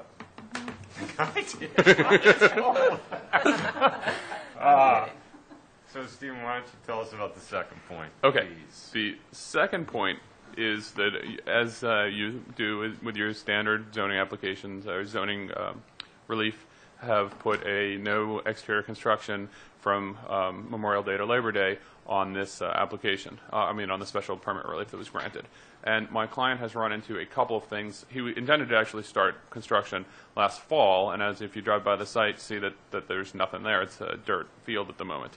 And the three things that happened are, one, essentially that the framing was discovered to be insufficient for the renovation, and so they had to do the demolition to start over, and that slowed us down a little bit because we had to go back and get the demolition permit at the HDC. And then the other thing was we had to go to the building department, and we spent 4 months at the building department. But what really tripped us up was the discovery, before we could do the demolition, that the main National Grid electrical cable for all of downtown runs through this lot, but that was not a matter of record, and that put the entire project on hold for a couple of months while they tried to figure out what this cable was, where it was going, what it was doing, and whether or not it could be moved at all. And that was quite a surprise. So my client what he'd like to be able to do is get something done this season, and the intent is to, before Memorial Day, which is I think the 25th, 24th, to put the helical piles in, which are basically screwed into the ground, and then after that to put in forms and pour the foundation, and then put a plywood cap on it. That will likely take slightly longer than through Memorial Day to get that finished. And my client has assured me that the lot is big enough that it can all be done from within the lot, which is rather unusual. I think most of you are familiar with all the construction that's going on downtown. People are essentially working from the road and the sidewalk to do all the work in their lot. This project can be done from within the lot, and I know there's a Board of Selectmen letter in the file that suggests not granting this relief for the extension of the time period to work outside because they're concerned about traffic at the steamship. And we totally agree that if there was a concern about blocking the main artery to the steamship, that is something you should deny. But the work that's proposed would not interfere with that, and we would gladly take a condition that would prevent that. The other thing is that generally you are looking in that condition to avoid noises and nuisances to the neighbors. And I think in this situation it's important to note that essentially what we're doing is not that loud, or that, we're not talking about saws and hammers. It's, the helical piles will already be in. Putting in the framing and pouring the cement and covering it with a deck is not the same kind of disturbance as, say, framing a house or something where you have saws and hammers going all day. It's quicker. So we're going to use hand tools? What? No power tools? Oh, not the deck? Okay. All right. Or no deck, I'm sorry, a fence to So secure all the you fence. want to do is put the helical piles in. The piles and the foundation. Not, and then no framing. Just get the foundation in. That should not create a traffic disturbance, and it should not create a nuisance to the neighbors. And what I would note is that the neighbors here are all commercial. There's no residences there. So it doesn't impact the way you have when you have a residence.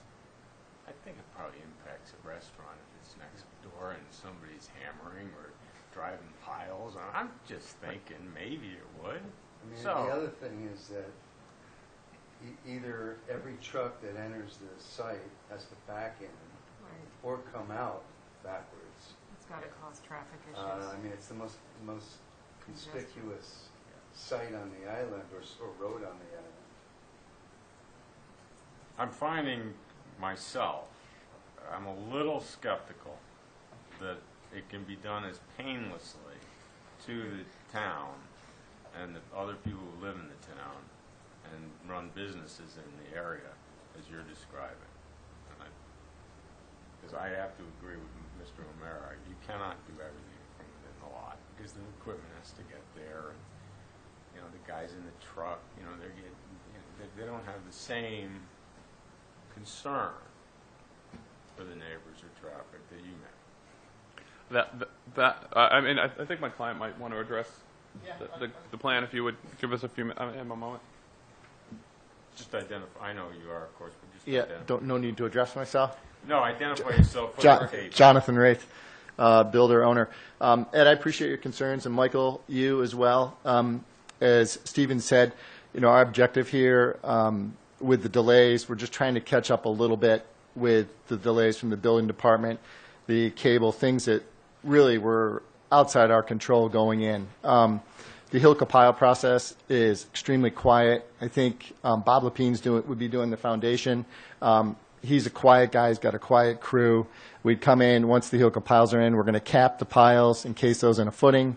Then there's a 6-foot form system that goes up on top of that. I mean, Bob's pretty quick. He's quiet. The forms go up. There's not a ton of banging. There's not a ton of cutting. And we pour it, and we're done. And, I mean, I can, I'm here. I personally can guarantee, I think those of you who know the way I like to build, I'm very considerate, and I really, really go the extra mile to make sure that people are, happy and neighbors aren't complaining.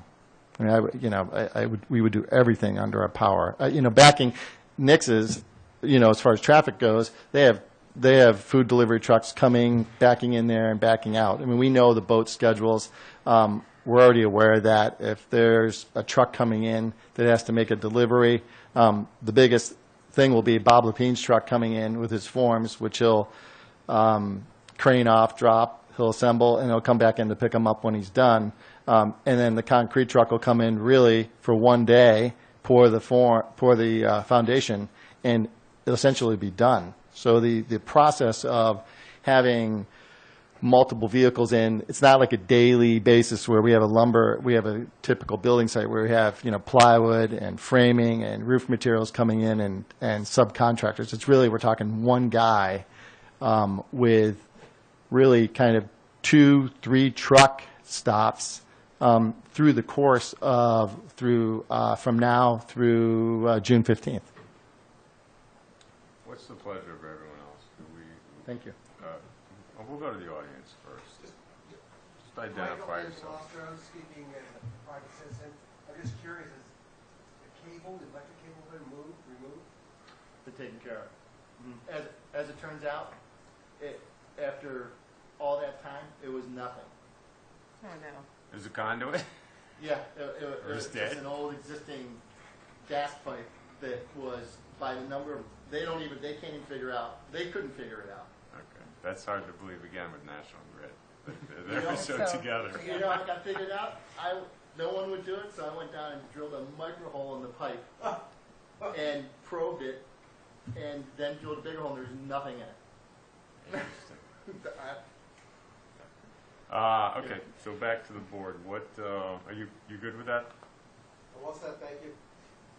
don't know, I know that John would do a great job. I'm just really concerned about the street. It's, even with nothing happening there, it's a nightmare during the summer. A person on a scooter taking a picture of the harbor will cause a traffic jam. Exactly. That's my concern. I'm less concerned about the noise, frankly, because I do think it's busy down there, and Nick's Brew Pub, and, you know, it's the noise doesn't seem to be the biggest issue. To me, it's the traffic flow. Yeah. Lisa, and Karen, to your point, I think that this impact is so minimal on an area. I mean, it's a tight area already. It's not as if this is going to cause the problem. You're talking about, you know, the main traffic artery. But I don't want to add to it. One the main cement traffic artery truck. to the One to the cement boat. truck.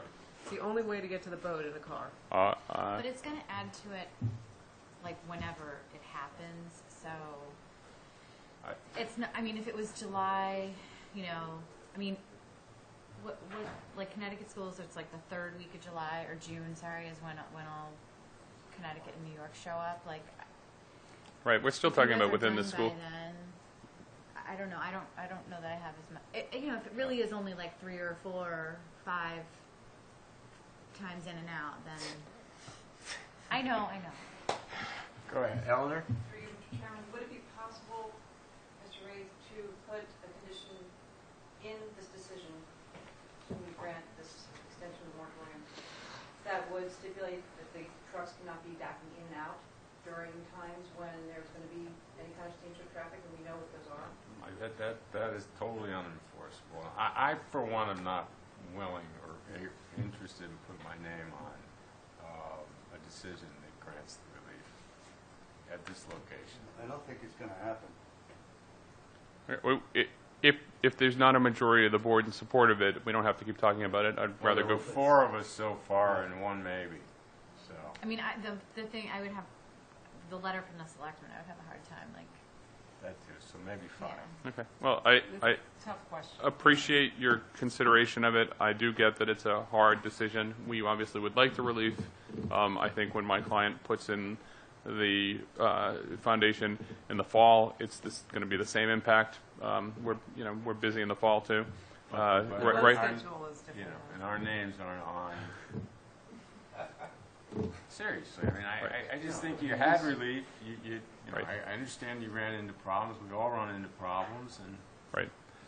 I I think don't want to burden the town and everyone else based on that. early June before school gets out is essentially the same traffic as right after Labor Day. But if the board doesn't support it, I understand. Do you want us to vote on that? We have to vote on one thing, right? Yeah. We don't have, You asked me if we want to withdraw that? Withdraw that part of it? Yeah, we can withdraw the secondary request for the extension and just take a vote on the other issue. You are withdrawn. That was a formal request. That was I know you can. I just want to know if you want to. Willing to? Let's go with willing to. Yes, please. Okay.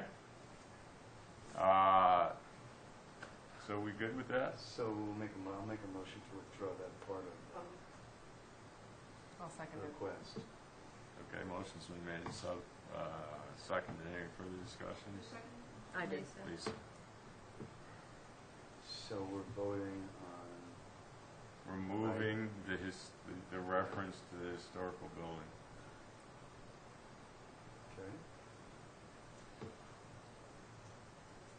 So, sorry. And that includes the renovation to demolition? Do we have to do anything with that? No, well, right. Do we have to say that it's okay to demolish the building now because it was originally a renovation? Well, we don't need the You didn't need permission relief of from the zoning board to demolish this building because the portion of the building that was pre-existing non-conforming has already been approved to be removed from the setback. Okay. So the only question is, do we have relief to do the building in excess of 30 feet based on the second and third prong in the bylaw as opposed to all 3 of the prongs in the bylaw?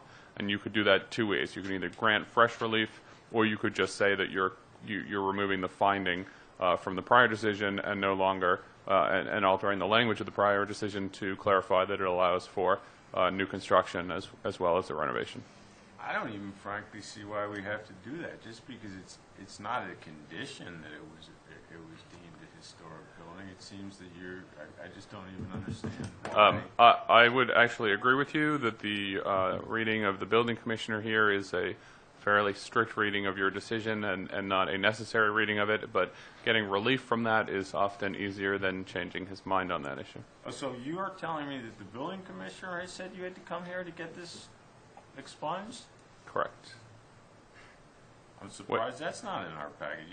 Is there a Well, letter? it's not a letter. He orally said that reading the decision, you mentioned it in your application, and so now you need to go make sure that they weren't relying solely on that, even though clearly I don't understand that, because he gave you a permit to demolish it. because we don't need a permit to demolish it. We only need a permit now to build it higher than 30 feet.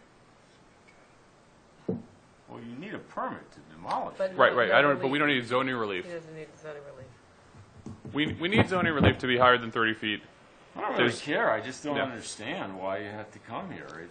It was not even a finding per se. You just said I qualify under all three prongs, even though I only had to qualify under one. So I just, I feel better about myself. Yeah. But it's not necessary. That is correct. At the time, we qualified under all three, so we applied under all three. But we now qualify under two, and we are applying under two, and/or asking you to just remove the third one. It is a extremely onerous reading of your prior relief by the commissioner. I think that he could have let it go. He has decided not to. He is well within his right to take that position and force us to come in here and ask, which he has This done. was Mr. Butler or Steve, right? Yeah, and Mr. Butler. And not Marcus? So Eleanor, what's the cleanest way to? I would modify the original decision and the second decision, so this would be modification number 2, to alter condition D in section 5, which says the first decision to reflect a proposed height in excess of 30 feet, and this would be the 32 feet that's allowed, by the way. It is allowed pursuant to section 13917C5 because it is complementary and appropriate for the scale of structures in the area and has been approved by the Historic District Commission and is not detrimental to the adjoining properties. Remove the clause that says it is necessary to preserve the historic portion of the structure. I guess I see it now. It's not that onerous, because it says, because it is necessary to preserve. You said it was necessary to preserve the historic structure, but I don't want to beat the horse. That quotes the regulation. Okay, let's move on. Somebody make a motion. I'll make the motion for everything that Eleanor mentioned. I'll second it. Any further discussion? Do you need any further relief? Any further discussion? No. No. All those in favor say Aye. aye.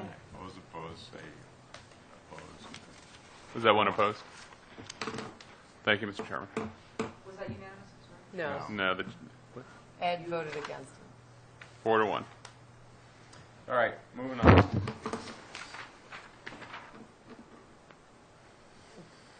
Mark, do you want to sit? Oh, Mr. Cohen is up again. Jeff? Can I? Jeff, you got to sit Do you wanna once, sit? too. Mark, and You I'll want to sit sit in right- my place? Come on. Hey, you can run the meeting. Yeah. Mark, Center are you Street. sitting? Who's not sitting? That's right. Me, I'm not sitting. Michael's not sitting. What's that? You are, I believe, conflicted on this? This one. Yeah, I'm conflicted. Good thing you're here. Are we on Center Street? 1, 2, 3. So we're on Center Street? Or Michael has. Michael, can you sit? Center Street. Oh, yeah, Okay. we're back to Center Street. This is application number 16-15, Center Street Acquisition LLC, for the applicant, Mr. Cohen.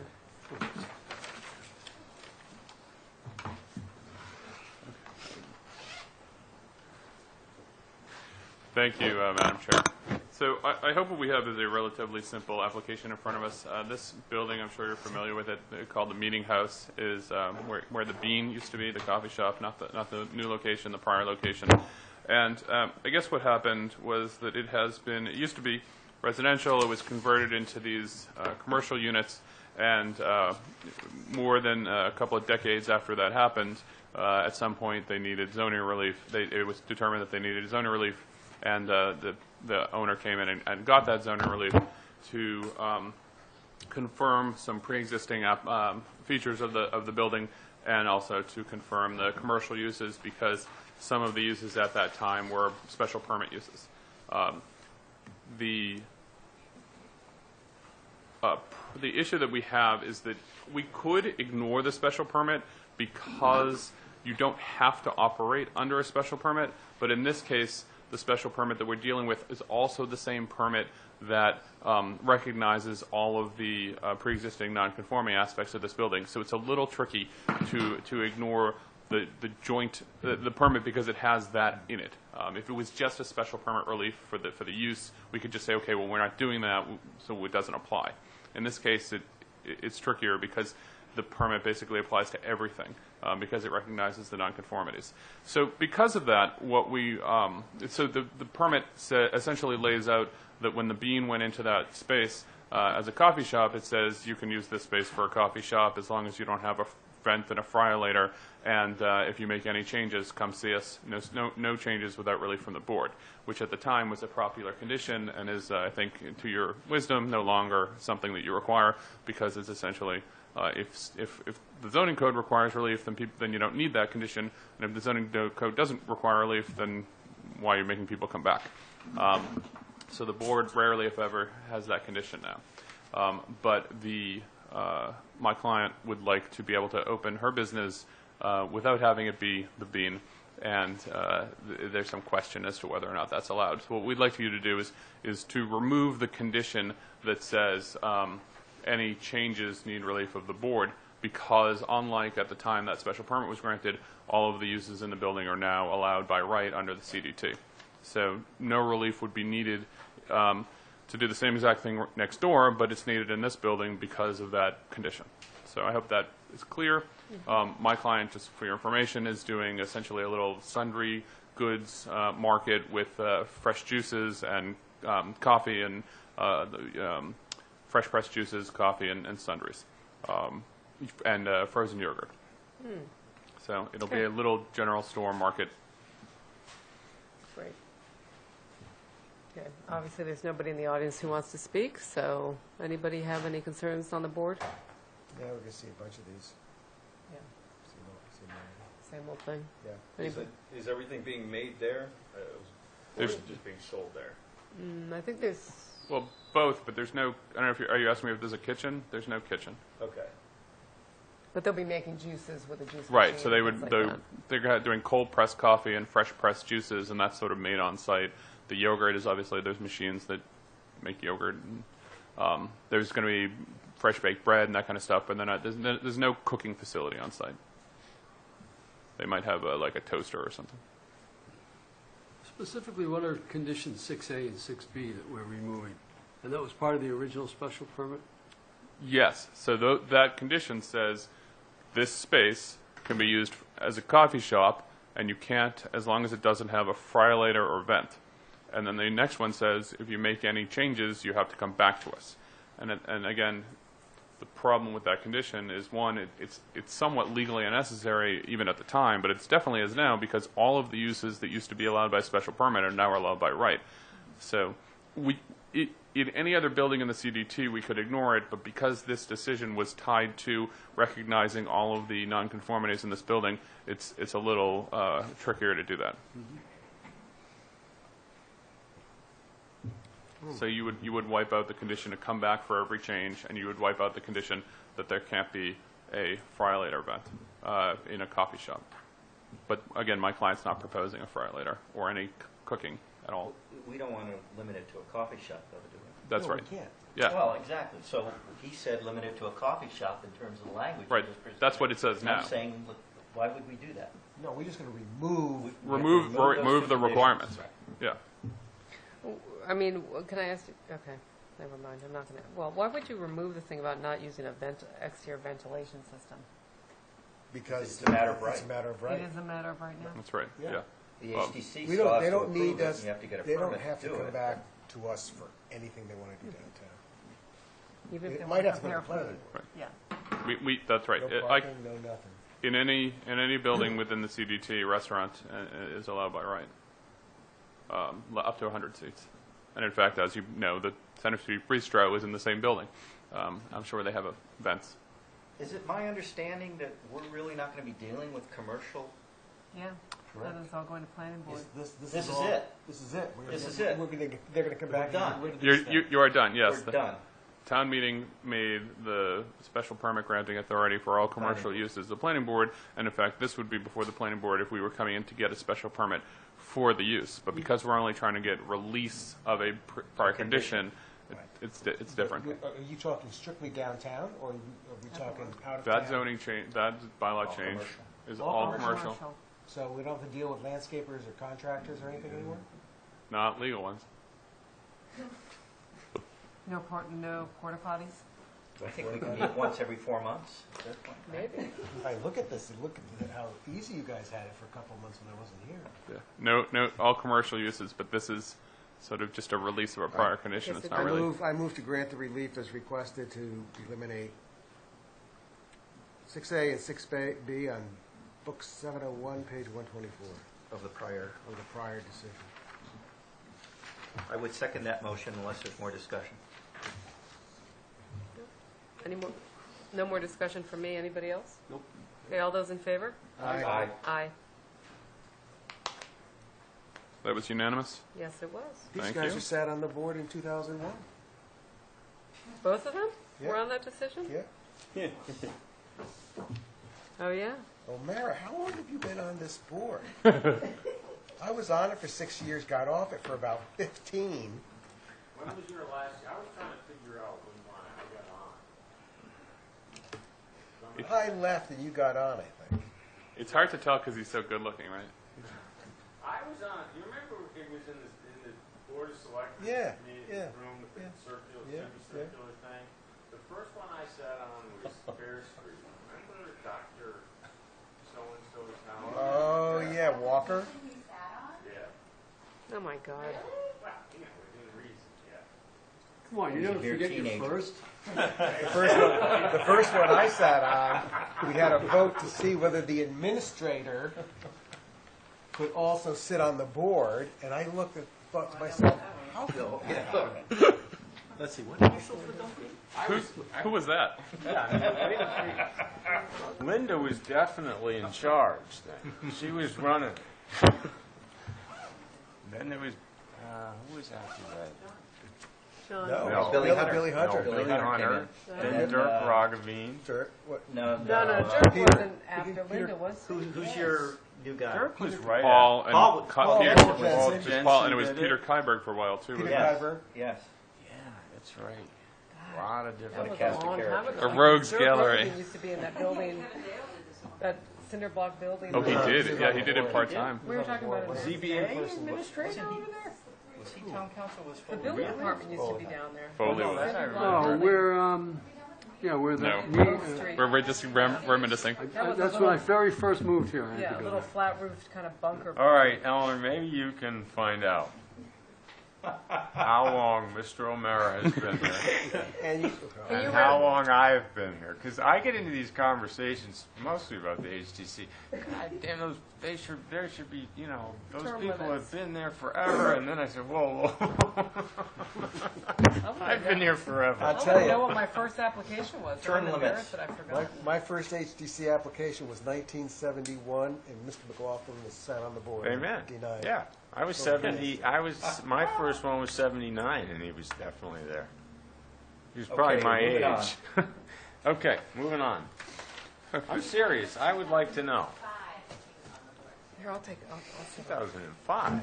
That's the century. So if you We're going- if you were at the planning board meeting on Monday, there was a woman who lives behind the Brotherhood, and she was complaining about the venting that they have there. And she said that she checked her building permit from 49 years ago, and it's signed by John McLaughlin. Really? 49 years ago. Hey, I got to give him some credit. Town service That's all right. that time. Kudos. Yeah. What are we doing? Is there another one? Okay, 1715, Carol B. Evans and Eric C. Evans, 18 Susquehanna Road. for the applicant, the esteemed.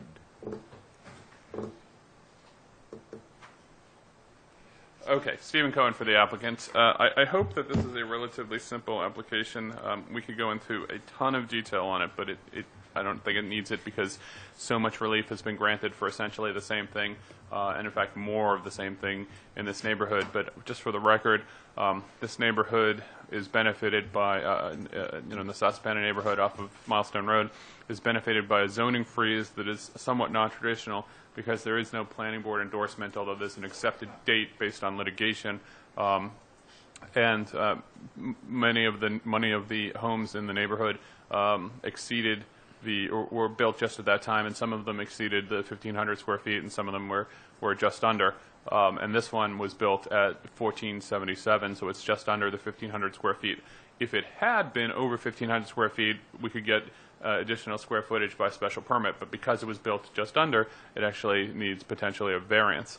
What my client would like to do is add 85 square feet of ground cover net by cutting off a little piece and then adding a small addition, and the details and the plans for that are in your packet. There's also a long list of, I don't know if it's a dozen or so other special permits for the same exact thing in this neighborhood. This neighborhood, oddly, has been treated as R2 zoning by the building department and by the zoning board, and because that's really the size of the lots. They're mostly these half-acre lots. And R2 zoning, as you know, allows for 12.5% ground cover, and what my client is asking to do here is go from 4.5% to 4.7% with this 85% net ground cover increase. 85 square feet. 85 square foot net ground cover increase, that's right. So that, I think, covers the basics, and I'd be happy to get into details if those are desired.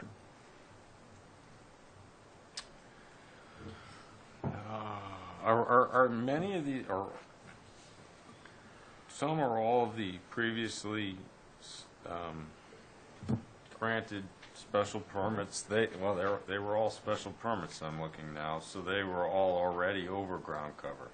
No, some are variances. The other thing about this is that several of them, including one that I got from my father-in-law, are for special permits, even though the house was not pre-existing non-conforming, even though it was under the 1,500 square feet. So did you bamboozle us? Yeah. I must have. It's hard for me to believe, Stephen. What I did. It's hard for me to believe. What I did was I came in here. It was actually it was perhaps one of my first zoning applications, and it was right before Thanksgiving. I'm so happy. And I said, please, I can't eat Thanksgiving in the garage. Stephen, please don't. No. You know. What we asked for was the same relief. On. Yeah, the same relief that had been, to grant the relief in the same form that had been granted to all of the other people at the time. I don't see any other variances. They're all listed as special permits. Special permit. What? To validate, blah, blah, blah. Special permit to increase ground cover. Special permit to increase ground cover. Special permit to add full basement. Special permit to increase ground cover. Special permit to increase ground cover. Special permit to increase ground cover. Special permit to increase ground cover. Special permit to increase ground cover. I don't see any. I remember doing one as a variance. I can't remember what it was. I thought I remember one. But I don't even see what you're talking about. Where is that? It's on page 177. It's in the addendum. I have just a list of all of the relief that's been granted. 182? No, 82. 82. Well, If do I have you a different opened up- packet? I got 177 on Yeah. Did you open up the The other newest, package. the most recent packet? The one I gave you. Well, she sent it earlier today. Oh, Online, it's smaller? 82. No, it's the condominium unit deed. No. You're probably. Are you looking at the most recently opened one? Anyway, you could take my word that I'm reading it correctly, Well, but sometimes you read things differently than I do. I really thought we did one that was a variance. You definitely did. I must have not identified it correctly in the application, and I have them all here with me. I could find it if you want. There's definitely at least one variance.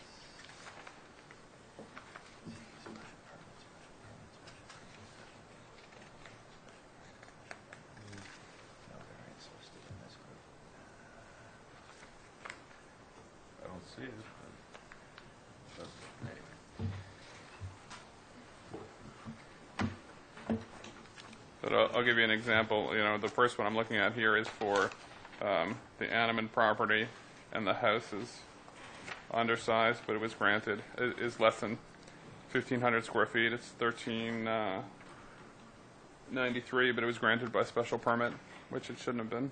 Or I would suggest that a variance would be the right way to do it. Well, why wouldn't we want to maintain consistency and go with special permit relief? We can't. It's not over 1,500 square feet. Well, it wasn't before, so why don't we just compound the error? I don't know that giving a permit that's subject to more appeal is necessarily the best strategy. But you just told us you applied for your in-laws and got a special permit. I did, but now I think that it has become more clear based on the one that was where it was pointed out, hey, that you shouldn't have been granting these by special permit. They should be a variance. That was an issue. I don't know if you just spot zone this thing. They really should just change the zoning. It should be spot zone. If I may, as you might have had time to read my staff report, I cited the article which allows a special permit if you determine that the conditions that are in that article are met. I always read your staff report, but I don't remember that. Was that something from this time meeting? Article 54 passed the 2015 EPM, Oh. amends section 139.33A2, which states, any otherwise permitted alteration, reconstruction, extension, or structural change of a building on a lot not conforming as to lot area shall not result in an increase in ground coverage unless in accordance with the maximum ground cover limitations set forth in 139.33E1. This is replaced with the following language. An extension, alteration, or change to an existing structure or new structure that will result in an increase in pre-existing non-conforming ground cover ratio of a lot may be allowed for the issuance of a special permit, provided that the special permit granting authority makes the following findings.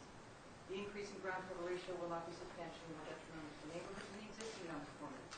The resulting ground cover ratio is consistent with the character of the surrounding neighborhood. The extension, alteration, or change to the existing ground cover, existing structure, or the new structure is conforming to other dimensional requirements of this chapter. There is no existing nonconformity to the building. Yeah. It's 4.5 now. No, to the building. The building's not nonconforming. Well, it's not conforming to ground cover. It's supposed to be 4 and it's 4.5? Right. Yeah. Correct? No, It's supposed to be 3. It's conforming. It's conforming because it's under 1,500 square feet, because a conforming structure is either 3% or the exception that allows for 1,500 square feet. I think the problem with the prior decisions is that people were relying on the intensity regulation that says that what percentage you can have, and forgot the idea that actually the 1,500 square feet is an additional conforming situation. So they were granting these as if it was non-conforming, when really they were conforming because they're under 1,500 square feet, even though they're over 3%. Yeah, I have to go with... However, can you make the case that the shed, which is 75 square feet, was built prior to sheds being, anything under 120 square feet or now 200 square feet being... I don't think it's that old. Or it's pre-existing. Pre-existing, yeah. The shed is it better be pre-existing. It's in the setback. So if you add 75 so the shed's square moving, feet, right? If you add 75 square feet for the shed to 1,477 square feet for the building, it's over 1,500 square feet, so it would be non-conforming. Do we know that the shed, I see it's hashed in on the site plan, which normally means it's counting as ground cover, but do we know that for a fact? So I hate to do this, but I will, because I refuse to bamboozle the board, and I appreciate the suggestion by Mr. Angelastro to try and help here, but that shed was built with no permit at the time by a prior owner. My client just bought this lot, and the building department has determined that it is exempt from enforcement based on the 10-year rule.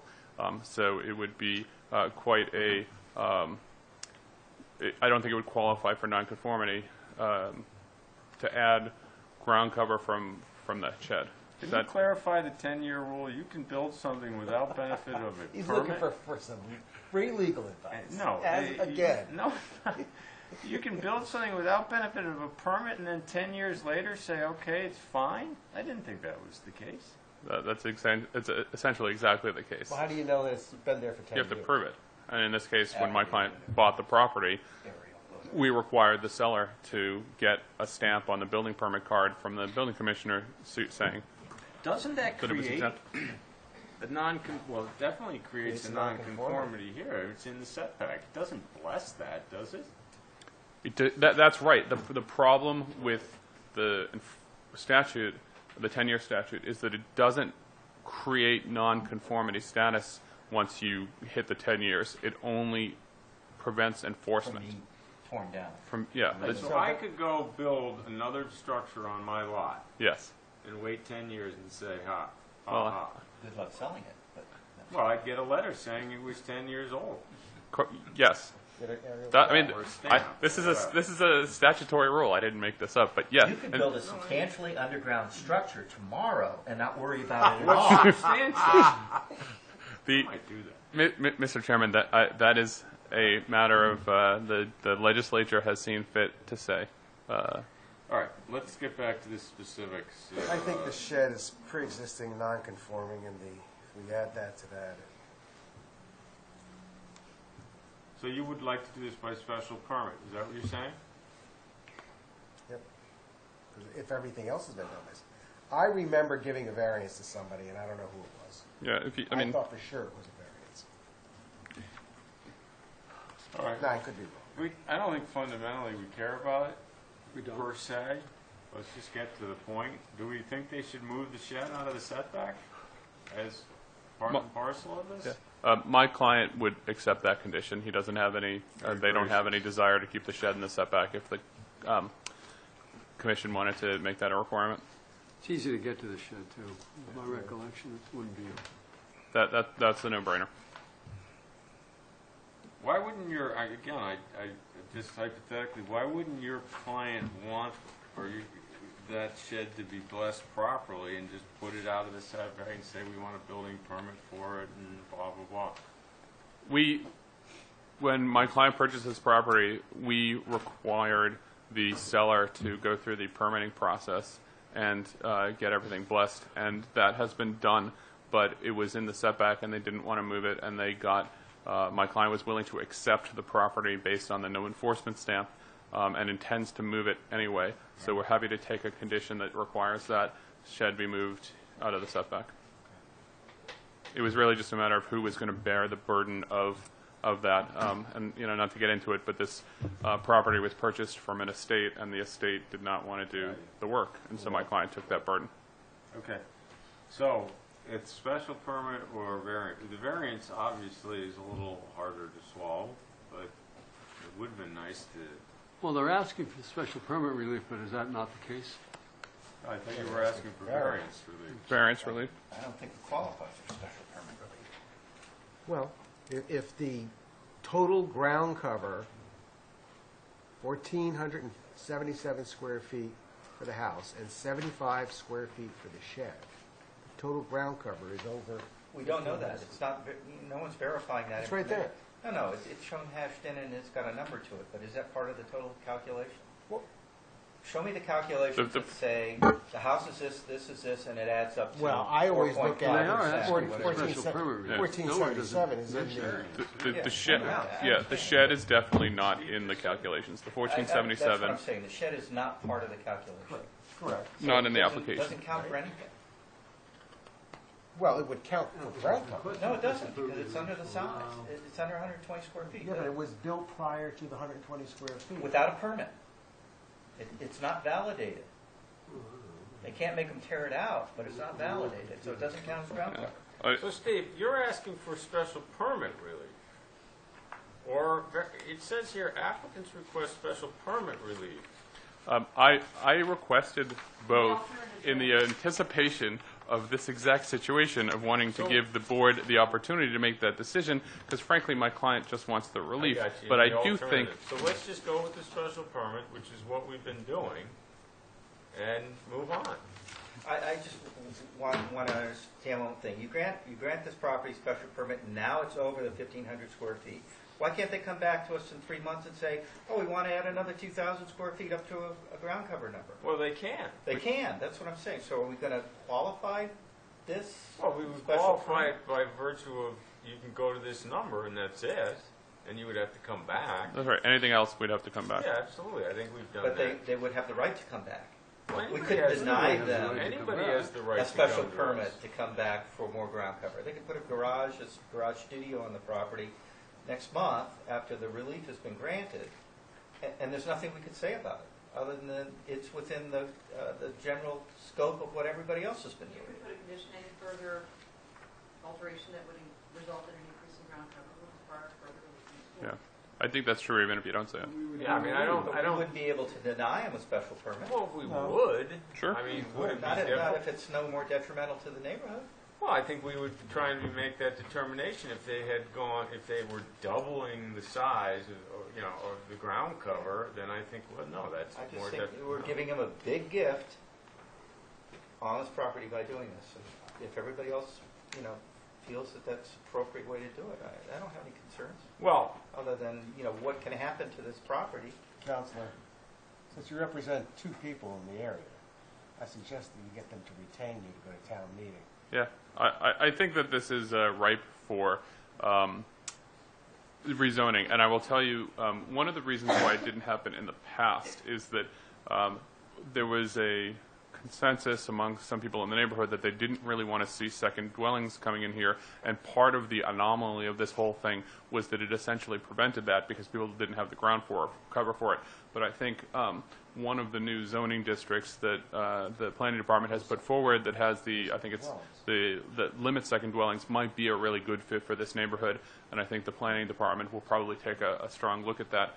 But I think that was one of the reasons why they didn't want to regularize, was that the nonconformity acted as a suppression. You could almost look at this as a cluster and have some ground cover that. Yeah. I mean, Mark, vis-a-vis your point, I mean, this building is, I think, roughly 1477. We've granted relief 2485, this is square footage, 2485. But was it over the 1,500 square feet? Well, it was, but just Well, because there you you're go. the It was unlucky person that There's nothing was non-conforming 23 about this feet. building. We're creating a nonconformity. I just want everybody to understand that. Whether it's by special permit or by variance, we're creating a nonconformity on this lot that does not exist beyond that shed being illegally placed on that property. All right. So I found your first variance. I'm sorry it took me to flipping through my chart here. It's for the lot at 14 Sasapana, which is the Villette house. Which number case was that? This Um, what number is this? Which file number? 14, this is 18. File number 5509. Yeah, you didn't list that. Anyway. So in that case, they went up to 6.6% ground cover. Oh, we had From- another one. We had another Over- one. with over From 3%. less than 1,500 square feet. Yeah.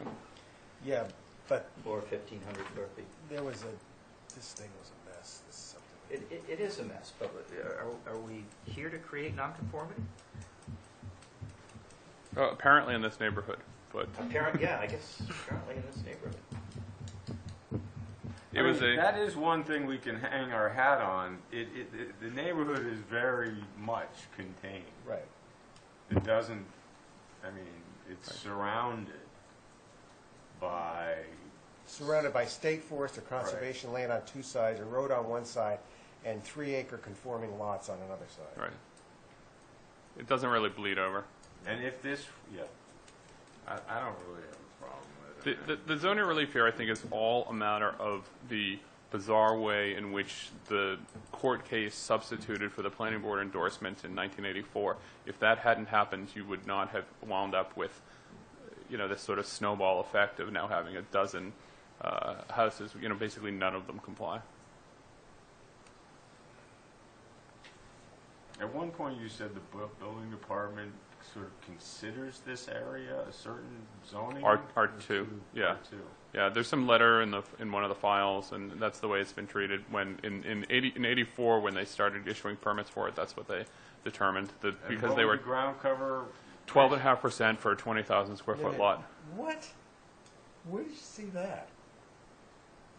It's in the discussion of several of the There was decisions. never, I can assure you, I had all kinds of people. I don't want to say this, but Well, Anyway, I let's didn't move make on. that up. It is We all- repeated in the well, zoning some- decisions over and over. I wasn't here in 1984. I was in second. I was in second grade, Madam I Administrator. move that we grant the relief as requested, Special permit relief? be a special permit. And that any other additions, expansions to this house have to come back What about the shed? The shed has to be, move the shed out, get rid of the shed or move it outside the, Yeah, we'll bring it outside the setback. and then it'll be totally kosher because you have a building permit for it. That's right. Zoning permit. Zoning permit. That's right. I'll second that motion. Any further discussion? Anybody in the audience? Wake up. No. Okay. All those in favor say aye. Aye. Nay. Nay. All those opposed? Nay. One. So you're opposed? 4-1. Thank you. All righty. I don't think there's any other business, is there, Eleanor? It's just to remind you that June is on Wednesday, June 10th, here. Yep. So can someone make a motion to adjourn? I'll make that motion. That was 4-1, right? Yeah. Thank you. All those in favor say aye. Aye. Michael, is this your green pen? It is.